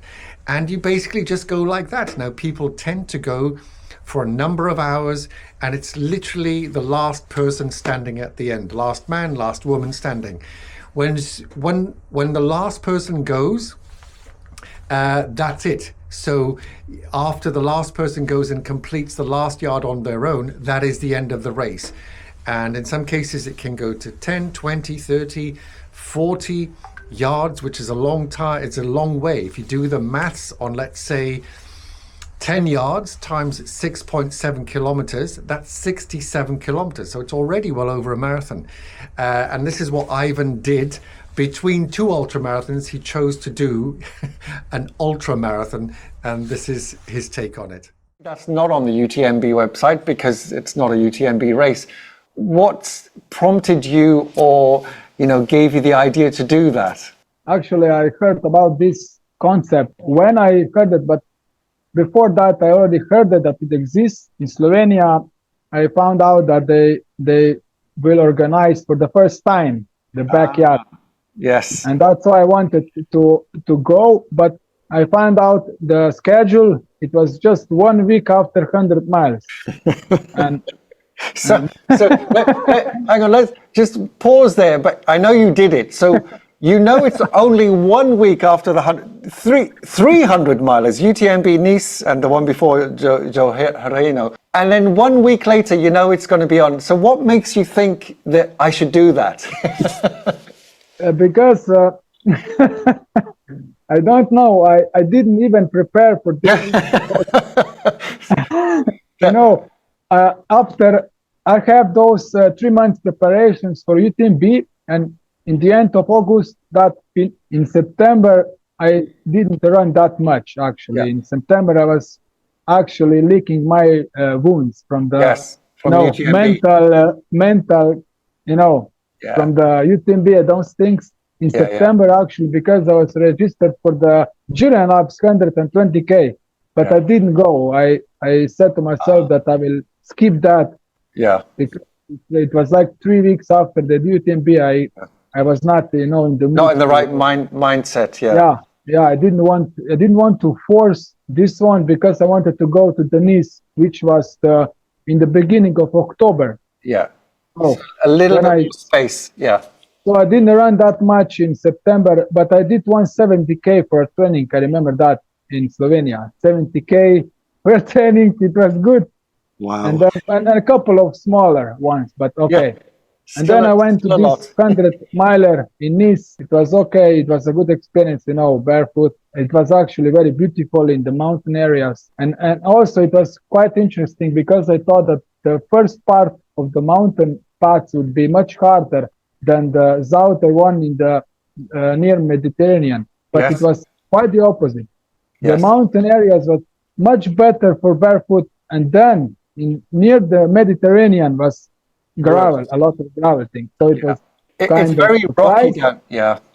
And then and also when I put my shoes on and I'm still running in the slower pace in the Nice, okay, still manage in 38 hours because I would probably catch the limit 48 barefoot. But I said to myself, okay, I will run slower with shoes. This would be a good training for a backyard in the next week. That was actually my mindset. Like, this is my training for the backyard. Oh my goodness. Wow. And then because I said to myself that backyard would be like a test from every experience that I ever have about running in my life. Everything. This would be like a test. And I said to myself, I would at least do, first goal was like, I know I will do at least 100 miles in backyard. Yeah. And then from now on, I will just see how it will go. So they call it yards, don't they? So 1 yard, 2 yards, 10 yards, each 4.1 miles. So in case our viewers don't know, a backyard ultra is 4.1 miles running the same circuit every hour. So the choice is yours, and please correct me, Ivan, if I'm wrong here. The choice is yours. You can run fast, which means you have more time to recover, have a cup of tea and have a sandwich, or you can run slow, which obviously is better for your body because you want to go more distance, but you have less time on the hour. At the start of every hour, on the hour, you have to start the next 4.1 miles. So it's a tough call, isn't it? And the person who wins, each session is called a yard. So every time you finish a yard, which is 4.1 miles, you accrue another yard. So people go 10, 20, 30 yards. It's a lot of distance. What was your strategy? Were you going to go medium, fast, slow? How many yards did you do? How did you feel? Because it's the first time for you, right? Yeah. As I said, I said to myself that I will at least do 100 miles, but that was like 70, 70K from my home. So I put stuff in my car, like, I put clothing and health torch, like, Torch, yeah, clothes, jacket, everything. those things I was preparing like I was going there for a whole week. Yes, I don't know why. I believe you. Because I saw those results on the higher levels that it's like 4 days. Yeah, yeah, So, yeah, but yeah. I just put it in the car and some beer also, some food, and Yeah, also because I know that it's like a good atmosphere there and these yeah, things. of course. Yeah, yeah. I mean, Then, I just want to put this in perspective for people watching. I mean, 5 yards, just 5 yards is almost a normal road marathon, 25 miles, give or take. So 26.2 miles would be a full marathon. So how many yards did you do in the end? You were aiming for 100 miles, but what did you manage? so during the day was good atmosphere and people are start, finishing, and then when the night started, it was a couple of us, and then in the something Next like next day? I think it was 17 yards. It was like a 100K mark or something like that. One woman finished. The last woman finished. So it was just two of us remained. One of my friends and me, and this one also. This one was also in the Yahorina one. He Yes. also resigned there, but he actually won the another 100 miles in sprint in Slovenia. So he's Wow. also experienced runner. So we knew that we will continue for a Yes. while Yes. because we both know that we will, do at least maybe 100 miles or more. And then we continued through the night. Through the night, I was in quite a mood to run faster because in those inside areas was quite a good atmosphere. We joked with people and those things. But then in the Yeah. second part of the night, there was no atmosphere anymore. So it was kind of, I know, not good. You're So on the struggle bus in the pain cave then. yeah, so even the rhythm was quite slower, like 50 minutes or 55 sometimes. Yeah. And then in the morning was still a little bit like that. And then during the day, the people, start coming back. Those people from yesterdays and other spectators, and also my parents coming, a Yes. lot of people coming back because But you're still still managing. going. Yeah. Yeah, we reached 100 miles and we continued You from did. 100 miles. So you did reach 100 miles.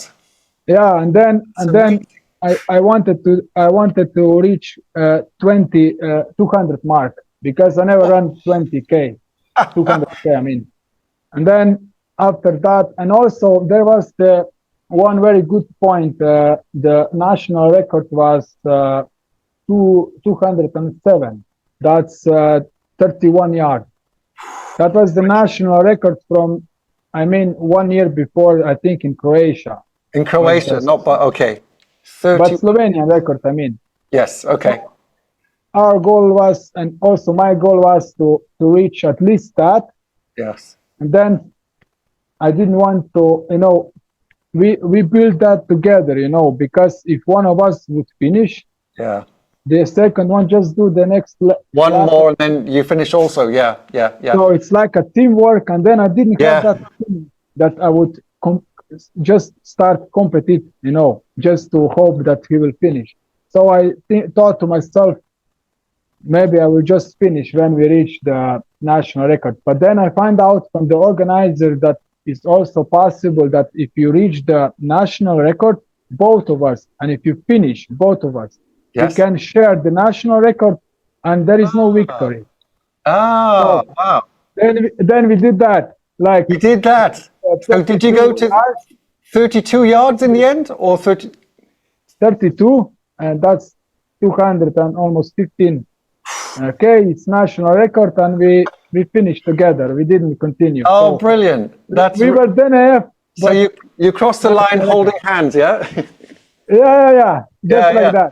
Awesome. It was very good for all of us. It was, I mean, the Fantastic. atmosphere was very good, very nice. Oh, that's So great. And I think that again, it comes back to your mindset. And this other guy, I don't know him, but it comes back to the mindset. Now you want to just help each other and win the national record together, which makes it even more positive. And like you said, that the hard part was going through the night. Everybody's going home. It's dark. You're cold. You're hungry. You're tired. And then when the daylight comes and your friends and family and parents come back, you seem to have more motivation, more incentive to carry on. And that's, I guess, really helped. That helps actually, but there is a one trick here, because you have this atmosphere only in the start-finish area. Yes. Because yeah. when you go in the woods, there's nobody. There's actually nobody, because it's not even allowed to have support. Just the trees. I mean, yeah, it's just there is just random people, or maybe someone with a photo, to photograph you, but there is no actually atmosphere. So when you go out there, you're doing this stuff and struggling and everything, and then when you're going, it's a little bit of That's atmosphere hard. that lifts you up. Is actually this race, I think, is very mental. This race, because it is. I've heard about. You can always say just one loop, and you have that goal always. I will just go one loop, and also the organizers are doing like that. You will go just one more, like the joke, like one more. One more, and in the end, you did 32. It's amazing. So, how would you compare? I mean, 32 is what, 200 kilometers or something, yeah? 250 almost. 250. So that's a long way. So, how would you compare that to a 250 kilometer race? Which one would you say is harder? I think I know what you're going to say. Which one would you say is harder?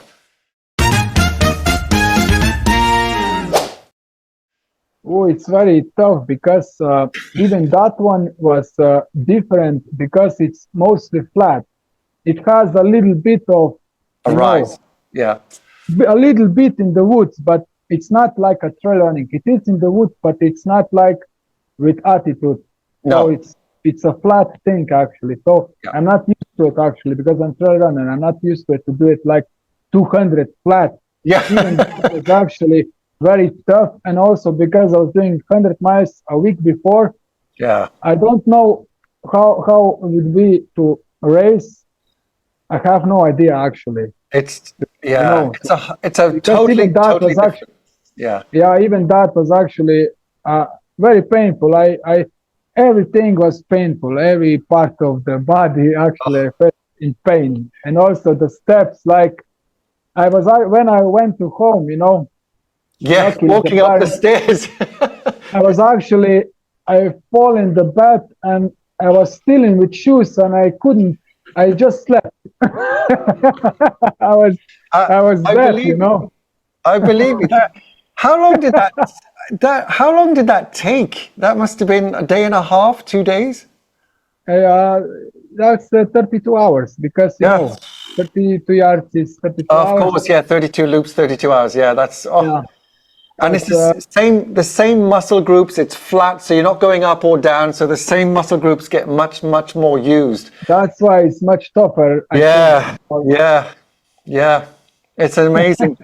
Good. Well, I mean, thank you for that, because that's a really good insight into the difference between, like you say, 32 hours on a normal mountain ultra, or 32 hours going around a loop. I don't know, because I never did 200 kilometers. But for me, I would imagine going around a loop is harder, because you go up and down mentally. Because when you finish, it's a relief, especially when there's lots of people supporting you. But then you have to get up. I think getting up 32 times when you that must be so hard. And also the hardest thing is because you can't take like half an hour break. No, that's the hardest thing. 3 or 4 minutes. You want to do it. Yeah. You just have 5 or 10 minutes. Yeah. If you earn it, if you earn it, you have. Yeah. You don't have. Right. But the problem is when you earn it, and let's say you have 15 minutes break, now you burnt a lot more matches for the next one. So you have to balance. Yeah. Right, brilliant. Right. Fantastic. And then, of course, it brings us right up to date with the Velenia Trail and the KNAP or the NAP Trail, which you just did last week, 4th of January. Yeah. And those, for you, those are baby ones. They're just 50 kilometers. But I'm quite interested in the one in Slovenia you did on December 12th, because I saw that you were 6th, 2.2 thousand elevation in meters. But that was a very, very fast time, Ivan. 3 hours 57. That's very quick. My fastest marathon on a flat city in a city is 3 hours 57. That's only 42k. So with elevation of 2.2 and much bigger distance, 50k, that's a quick time. Was that with shoes? It was actually shoes. With shoes? Yeah, with shoes. So what was the motivation for that one? Because that for you is quite a small race. Did you just want to do it to keep training, or what? Actually, keep training a little bit, and also I want to compete. Actually, I wanted to be much better than 6th place. Actually, but it's normally I didn't train actually in winter. I wanted to, but because I'm doing also barefoot, I ran one trail where it was combination of the snow, and I got some blisters, like in four fingers I had blisters from the friction and coldness. And then I couldn't train, but I went to the race anyway. So but you had so you had feet, you had your blisters on your feet, and then you wore trainers to run the race. No, that was pretty okay, but I didn't manage myself to prepare better for the race because I couldn't train, because I was like 10 days off. Yeah. And then I went to this race and I couldn't run, and then also in December I couldn't train like for the next one in the KNAP trail. Yeah. I wanted to do it like good result, but I couldn't train because of the other circumstances. And then I went anyway and just to finish it, Yeah. And that's why it's a little bit worse result. I mean, for me, it's for you it's bad. For me, look, I mean, 5 hours 47, just for the viewers to compare. So for me, I did the 50k ultra in Snowdon. It took me 12 hours and 40 minutes. So if I got under 6 hours, I would be jumping from the ceiling. And that was 2,500 meters elevation. So not so much less from 50k ultra in Snowdonia, but still 5 hours 47 is still very, very impressive. So then better not to tell you what is my best. Don't tell me. Don't tell me. So you've done it quick. Have you done it quicker than 3:57? In this way, it's you can check in UTMB actually, but you need to go to the 2023. Okay. So go on then. Tell me. Let me fall off the chair. 4 hours and a half. 4.5 hours. For 50k, that's superb. Wonderful. Yeah, but then I was actually prepared. I was like, I wanted to do it like now, but I couldn't. But there I know that I trained because I can look back. yes, and that's the difference. It makes a difference. Yeah. So if you can train, you can. Yeah, and I know what you mean, because and again, I can't compare myself to what you did, but I know not many people do more than one, maybe 2 marathons in their lifetime. So for me, doing 11, I understand the concept and the principle that you're going through. Every time you have a big race, you have to train, you have to pick yourself up, and then you have to recover before you pick yourself up for the next race. But yours is twice as hard and 4 times as long each race. so that's very, very impressive. But if I had to go through, I don't know, sort of 1 or 2 lessons, Ivan, because there's a lot of experience here from one person. I mean, most people wouldn't do this in a lifetime, but you're doing it in 6 months. So, and I know you enjoy it, that's not the question here, but if you had to give us 1, 2, maybe maximum 3 tips on how do you not only arrange, organize, but go through something like this to help the viewers who maybe only just be doing 1 or 2. Maybe there's people doing the arc of attrition in 2 weeks' time.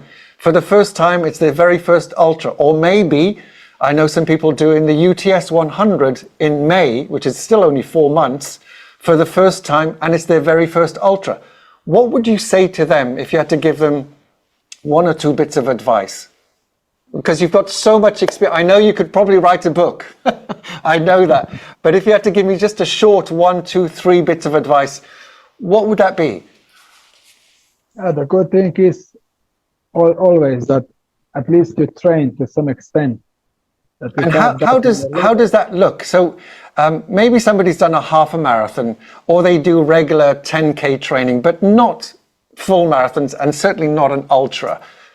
How would they prepare for something like this, 100-kilometer in 4 months' time in Snowdonia? What would you say to them? I think it's that you go with the gradual process. That, I mean, everyone that is going for a trail at least is running for some extent.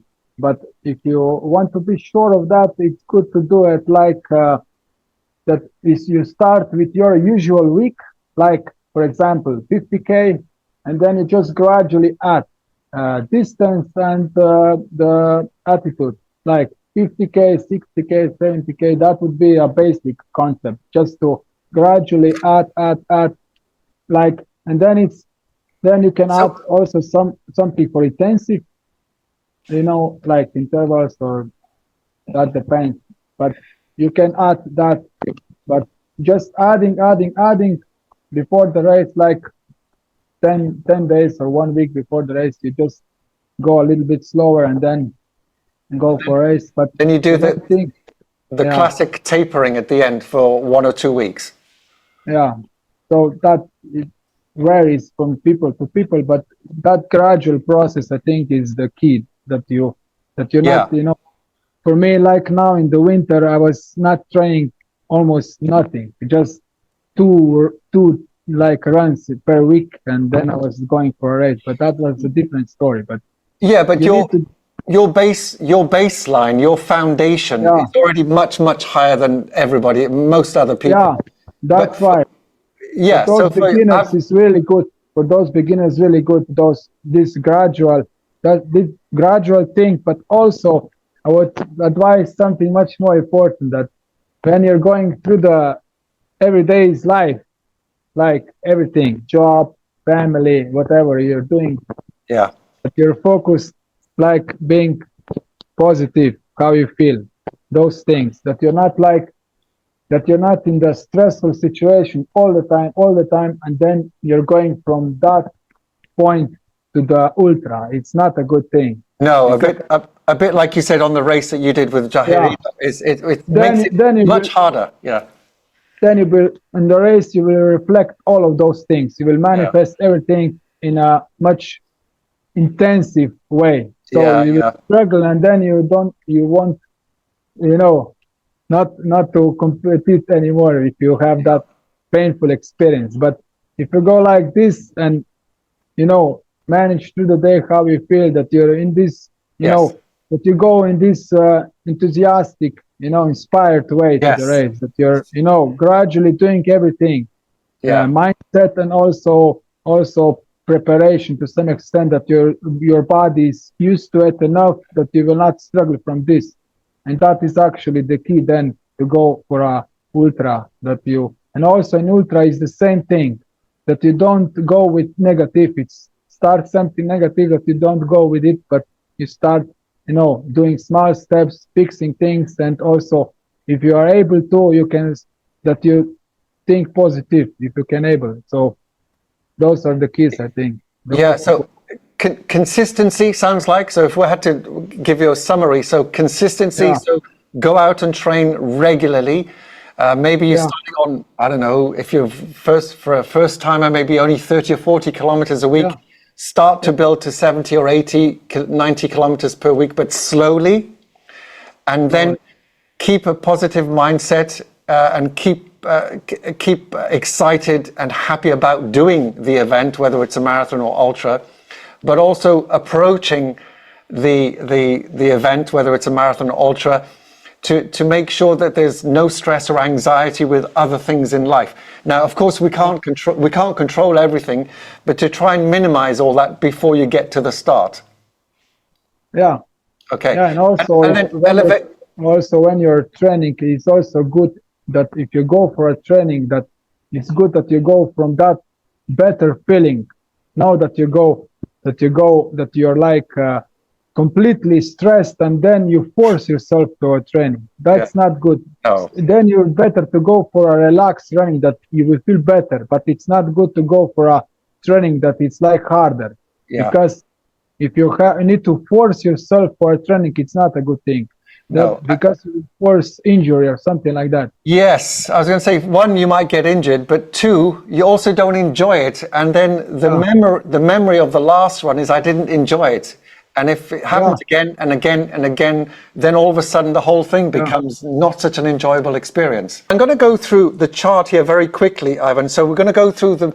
I want you just to tell me which one was your favorite, least favorite, and very quickly why. All right, so I'm just going to switch this over. Okay, can you see that? Yeah. Okay, now my fingers are frozen. Ta-da! All right.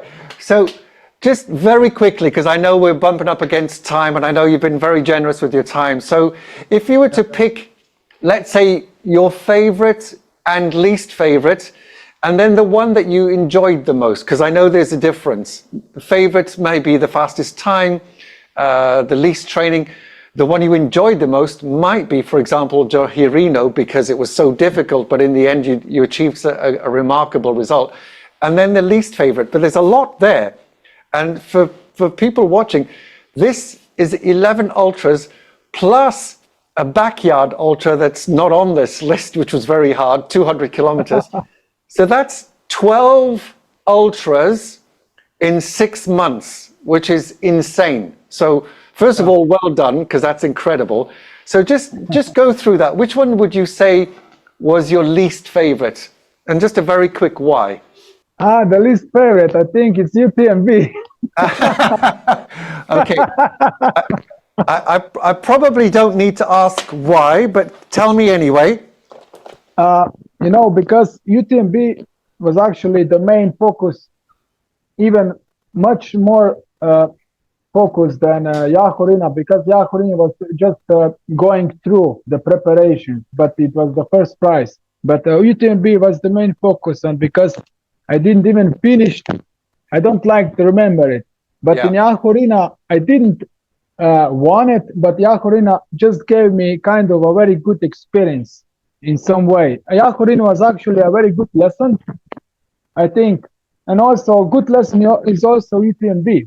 But I don't, it's not my favorite. I think if I need to choose the one, it's least favorite, then it's UTMB for sure. Yeah, and that makes sense from what you said earlier. But your favorite was in Yahorina, this one in Bosnia, yeah?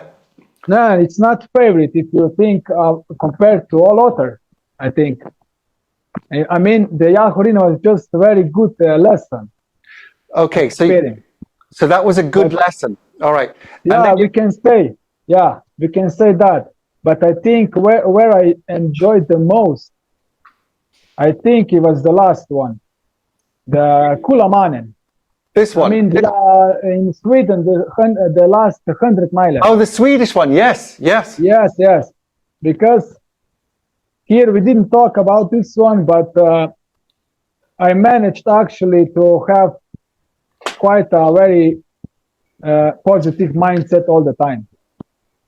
On this one, yeah. I managed to have mindset. I mean, almost all the time. So I enjoy it like almost all the time. And it's interesting, isn't it? So you enjoyed it, and therefore it's your favorite. But if I had to ask you then, which one taught you the most important lessons, I'm guessing it's not your favorite because it went so well. Yeah. It'll be probably, This probably. one, yeah, you're right. The Sweden one was actually, it's kind of a, I think the Kulamanen was like a reward in the end. Like going, enjoying yourself, and also the terrain was very good for barefoot. That's why. Yes. Also, but they didn't give us food a lot, so we struggled. We struggled with food, but it was. I enjoyed it anyway.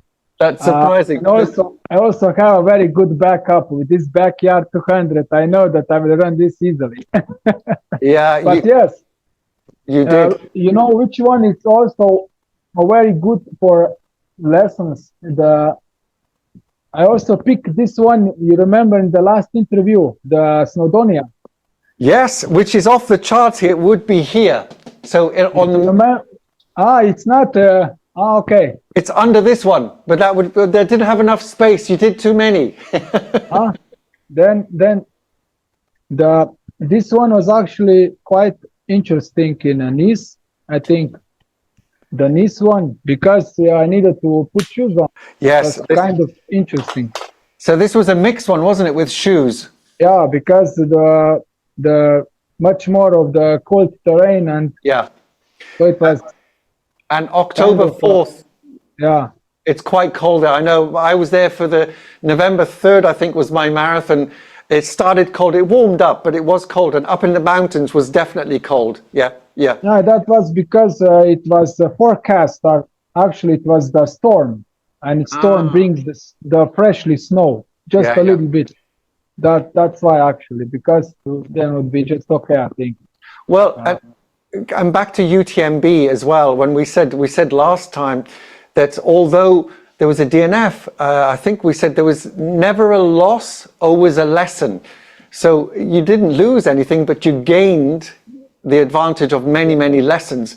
And that's what I like about the more challenging ones. You just gain a lot more experience and a lot more lessons that you can then take forward to the next one.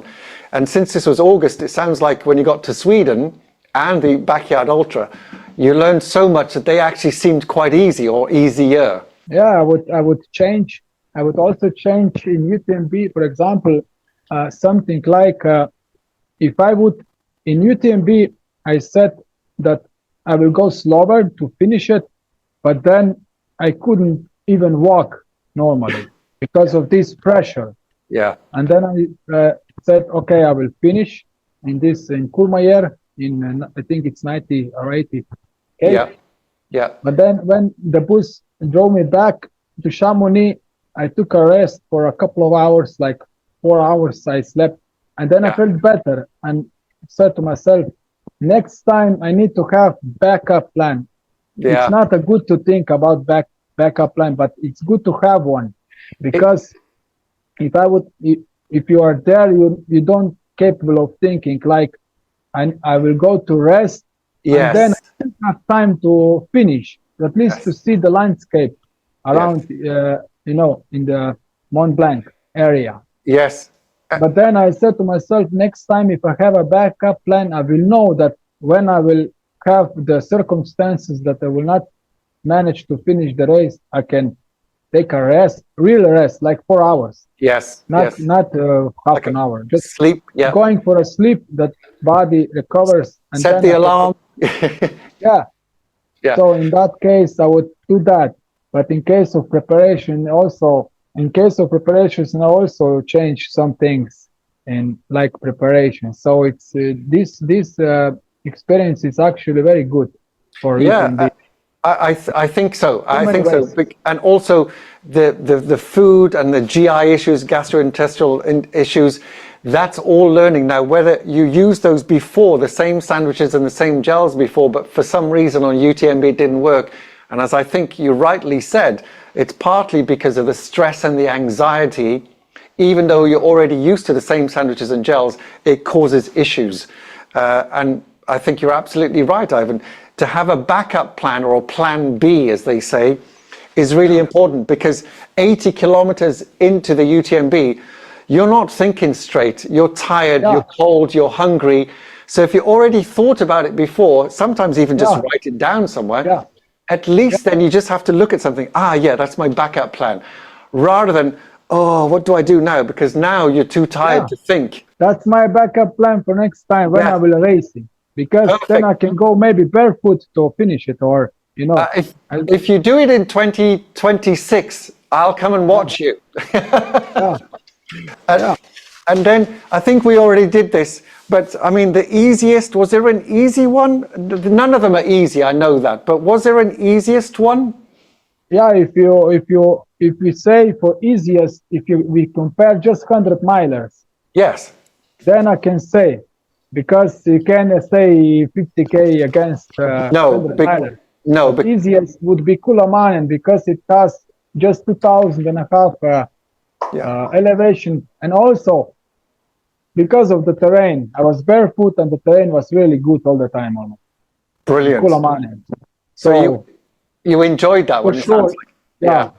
In comparison to the 100 milers was the easiest, but I also have the hardest. You do. And is it back to UTMB again? No, I think it's better to compare the barefoot ones. Yes. I think. Yes, because it's a different, and it's a lot of them. But I have two of them that would be the hardest. Because Nice was in circumstances so hard that I needed to put shoes on. Yeah. Actually, but Lavaredo was just 120K, but Lavaredo is very difficult because it's almost all the time is gravel. You know, almost all the time. Like it's a mountain, area. Yeah. And you have in Dolomites, and you have gravel things. So Lavaredo was very hard actually. But Nice was actually, because it's combination with cold and snow and cold. Yeah, and it's also 100 miler, so that's why it's Nice harder. But Lavaredo, there are a lot of lessons there, and just on this podcast and this interview, we've learned a lot, and they range from 50K, which is about 30 miles, to over 100 miles. There's a vast amount of experience there and a lot of lessons. So thank you for sharing that, Ivan. I'll just come back to this one again. But I mean, just to wrap up, and my last sort of question. So the last question I have really is, I think I know the answer, but I'm not sure, is why do you do these? Like for me, I know it sounds like a crazy question. For me, I'm doing 12 marathons in 12 months, but I have a very good reason. I'm raising money for charity for children with cancer. Okay. Very nice. So it's a charity close to my heart. I'm raising money for children with cancer. So for me, that's like a big lever. It's my leverage. It's my reason why I do this stuff. I'm nearly 60, so this is harder for me than maybe somebody your age, but it's a good reason for me to get up every morning, get out the house in the snow, in the ice, and keep training. So why do you do this? I mean, I know general health and well-being, and maybe it's a favorite sport or a hobby of yours, but is there anything else behind that makes you do this so often? And they're so difficult. We're talking about 100 mile like it's a picnic. It's not a picnic. I know that, you know that. But people watching this, when they see you do 12 ultras in 6 months, they go, oh yeah, it's quite easy for him, I guess. It's never easy. I know that. So what makes you do this? I think I can answer in one sentence. Go for it. Because I'm very curious. Because the universe is expanding. I'm a good example. True. You know why? Everything starts with smaller things, like first steps, first runs are much slower, and then you start a little bit competing, and then you want to go longer and longer, and years pass, you go even longer and longer, and then you also combine barefoot and everything, and then you start getting better with performances, and then everything combines barefoot and performances, you get to the place where you're good, where when you compete, and also you find out that you feel good when you go barefoot, and then with those rewards like UTMB, you get free entries, and Yeah. also you found out that you like the experience slow when you're not tired and barefoot, and then you see all combined, you have like all of those 100 miles that you want to go because you see new places, new experiences, new people, especially new Yes. landscape everywhere. Everywhere is like beautiful. I was like in a lot of uh, different places in Europe, and Yeah. everywhere I go is actually very beautiful landscape, and Oh, still wow. a lot awaits me. So that's actually the reason why. Well, I love the way you started that answer with the universe is expanding, and it's true, isn't it? You know, Good we example. it is. I mean, we could live for 1,000 years each, and we still wouldn't see half the places on the planet. So Actually, we are the doing this, more but in the more you different do bodies. this, yeah, yeah. The more you do this, the more places you see, the richer your life experience is. And we only have one life, so we make the most of it. And honestly, if you weren't doing this or I weren't doing, we wouldn't be having this chat because we wouldn't have met. So Yeah, we are. you know, you came to Snowdonia, so did I, and that's how we met. So I totally get it. And also, like you said, I think we mentioned this last time, you know, when a tree grows through nature, it doesn't stop growing at 1 meter or 2 meter. Nobody says you have to stop at 2 meters for a tree or a bush. It just grows and grows and grows. And I think people, generally speaking, the more they experience, the more they grow, the more rich their life becomes. And, you know, their experiences of what life is all about. So I agree with you. I agree with you. All right. So do you have another question I've got? Is it like I know you probably have very little spare time, but do you do anything outside of ultras or running? Do you, I don't know, gardening or play chess or ride a motorbike? Anything, hobbies outside of running? No, it's funny because you mentioned gardening. Actually, gardening is my profession, but okay, Ah, I'm working landscaping and oh, perfect. gardening. Oh, But fantastic. but you mean I think more like activities rather than running. Yeah, I'm doing like calisthenics workout. Yes. Exercising with your own weight. Yeah, your body weight. I was going to ask you, do any weight training or Yeah, that the sort of strength training, but calisthenics, stretching, yoga. Brilliant, brilliant. those things, and also trampoline jumping, I jumping on heard that. trampoline. Yeah, That's like every day for relaxing. It's very good. the little trampoline to yes. Yeah, actually, it doesn't matter the size. Just the jump, just bouncing. It's Yeah, very actually. You feel good yeah, doing you it. do, and it releases all the toxins from your lymph nodes, and it's the same when you do skipping, with a rope. Yeah, it's Same a lot. principle. Yeah, perfect, perfect. And finally, just as a more generic question, I think even in the time that I've been doing this 4 years now, ultra running and marathons have become much, much, much more popular. And you've probably seen this as well. What do you put that down to? Why do you think it's become so popular with running and ultras and generally just running? There seems to be a huge expansion in the You popularity know, of running. the same thing. Now we can laugh. It's the same thing. The universe is That's expanding true. Yeah, that's a good answer. Yeah. because you can see this pattern in everything in the world.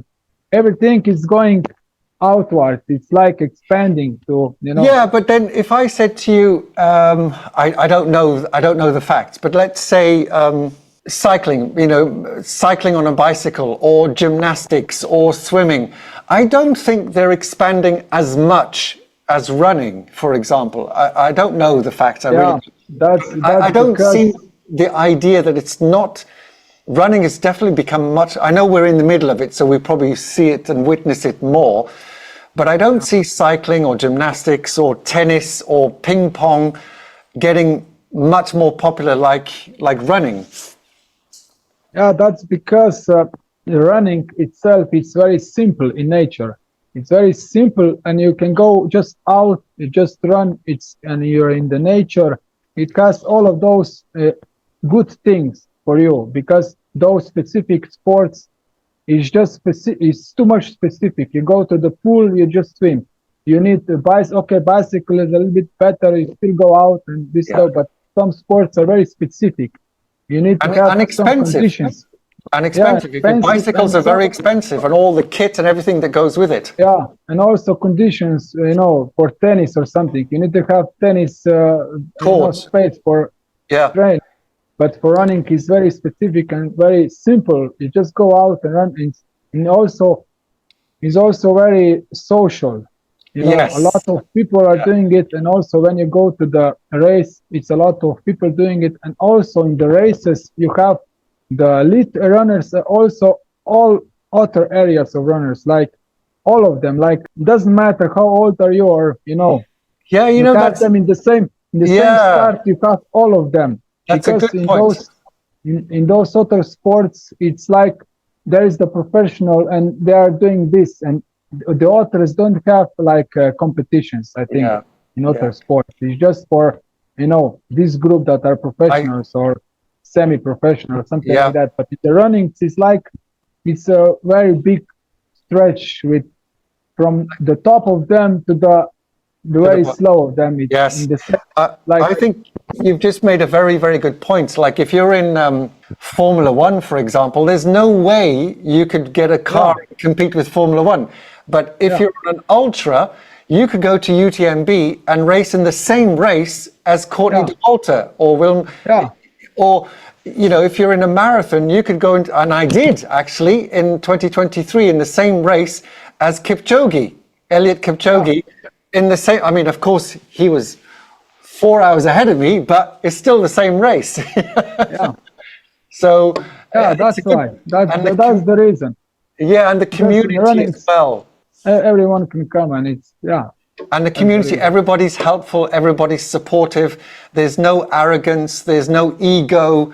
Everybody, I found this definitely in all the races. Everybody's really helpful with each other and supportive. And if you've got a problem, they'll help you. It's not like, oh, it's just me, go away, I need to finish we don't have any of that attitude. So I think you're right. It's a very community-based sport. It's very cheap. You just need a t-shirt and trainers and go. In your case, you don't even need trainers. And you just step out the door and go. Brilliant. Like, two things, it's social and also doing big recreation. So those two things are the main things, I think. And you're staying fit and healthy in the process, which is a good thing. Yeah, brilliant. Ivan, well, look, in case people don't know, of course, we're meeting each other in 2 weeks. We're both doing the arc of attrition. I'm doing the baby one, the 50K. You're doing the big, massive one, the 100-miler. So I will see you in a couple of weeks anyway. You're staying with us, which is fantastic. You can give me some tips on the garden, because it's looking really messy at the moment. I see, you can fix that. I don't know, we've got moles. I don't know what, do you know the moles? Yeah. They dig the holes under the ground and make like soil mounds. Wow. Little animals, they go under the ground, they dig holes. They're called moles. We have a mole problem. There's lots of brown soil everywhere from where they dig. The only good thing is that this soil is good, so you can use it. Okay, that's positive. Something else. That's positive. All right. Ivan, I just want to say big thank you for all your help and support, and great tips and advice on everything you've learned. Everybody that's watching this, if they're doing an ultra, small or big, I'm sure they've got lots and lots of very good, rich insights from all your experience. So I just want to say thank you again. It's been a real pleasure. Thank you for your time. And I look forward to seeing you in a couple of weeks. We've got all our kit ready for the arc. Me too. And this time we'll get to the start on time. 5 a.m. start for you. It's, I think, 11 a.m. start for me. And you're starting a whole day earlier than me. So I'll be there supporting you on day one. All right, my friend. Perfect. Yeah, I look forward to it. Have a nice couple of weeks, and I'll see you very soon. You too. All right, my friend. Take care. Have a good evening. You too. All right. Bye. Cheers. Bye for now. Bye-bye. Bye. Take care. So, if you're still here after 2 hours watching that video, thank you very much. I really appreciate it. For me, it went by that quickly. It seemed like a 20-minute chat. There was so much content in there and so many gems. I don't know if you picked up on them all. I've watched that video 4 times now. Every time I watch it, there's something new. I thought, oh, I didn't catch that the first time. So if you want to, by all means, go back and have another look at some parts. We've cut it into chapters, so you can basically just go back to the chapter that you want to see. There's a lot of gems there. Ivan and I will be meeting for the Arc of Attrition in just a couple of weeks' time down in Cornwall. I will be filming some of that as well, so we can get again, more in-depth review and overview, if you like, of the Arc of Attrition. In the meantime, by all means, as I said at the beginning, if you've got any questions or comments, please, please, please put them in the comment box, because this is your opportunity, a chance to speak to Ivan directly through the chat box. If I can't answer them, I will certainly ask Ivan if he's got a response to any of the questions you've got. He is an absolute fountain of knowledge, and 2 hours honestly doesn't do it justice, because we're talking about 12 ultra marathons in 6 months from January to June last year, which is amazing. So again, thank you very much for watching. Really appreciate you being here. The next one will be about the Arc of Attrition and our experiences there. See you soon, and if you've got any questions or comments, please drop them in the box. I'd be delighted to answer any of them. All right, take care. Bye for now.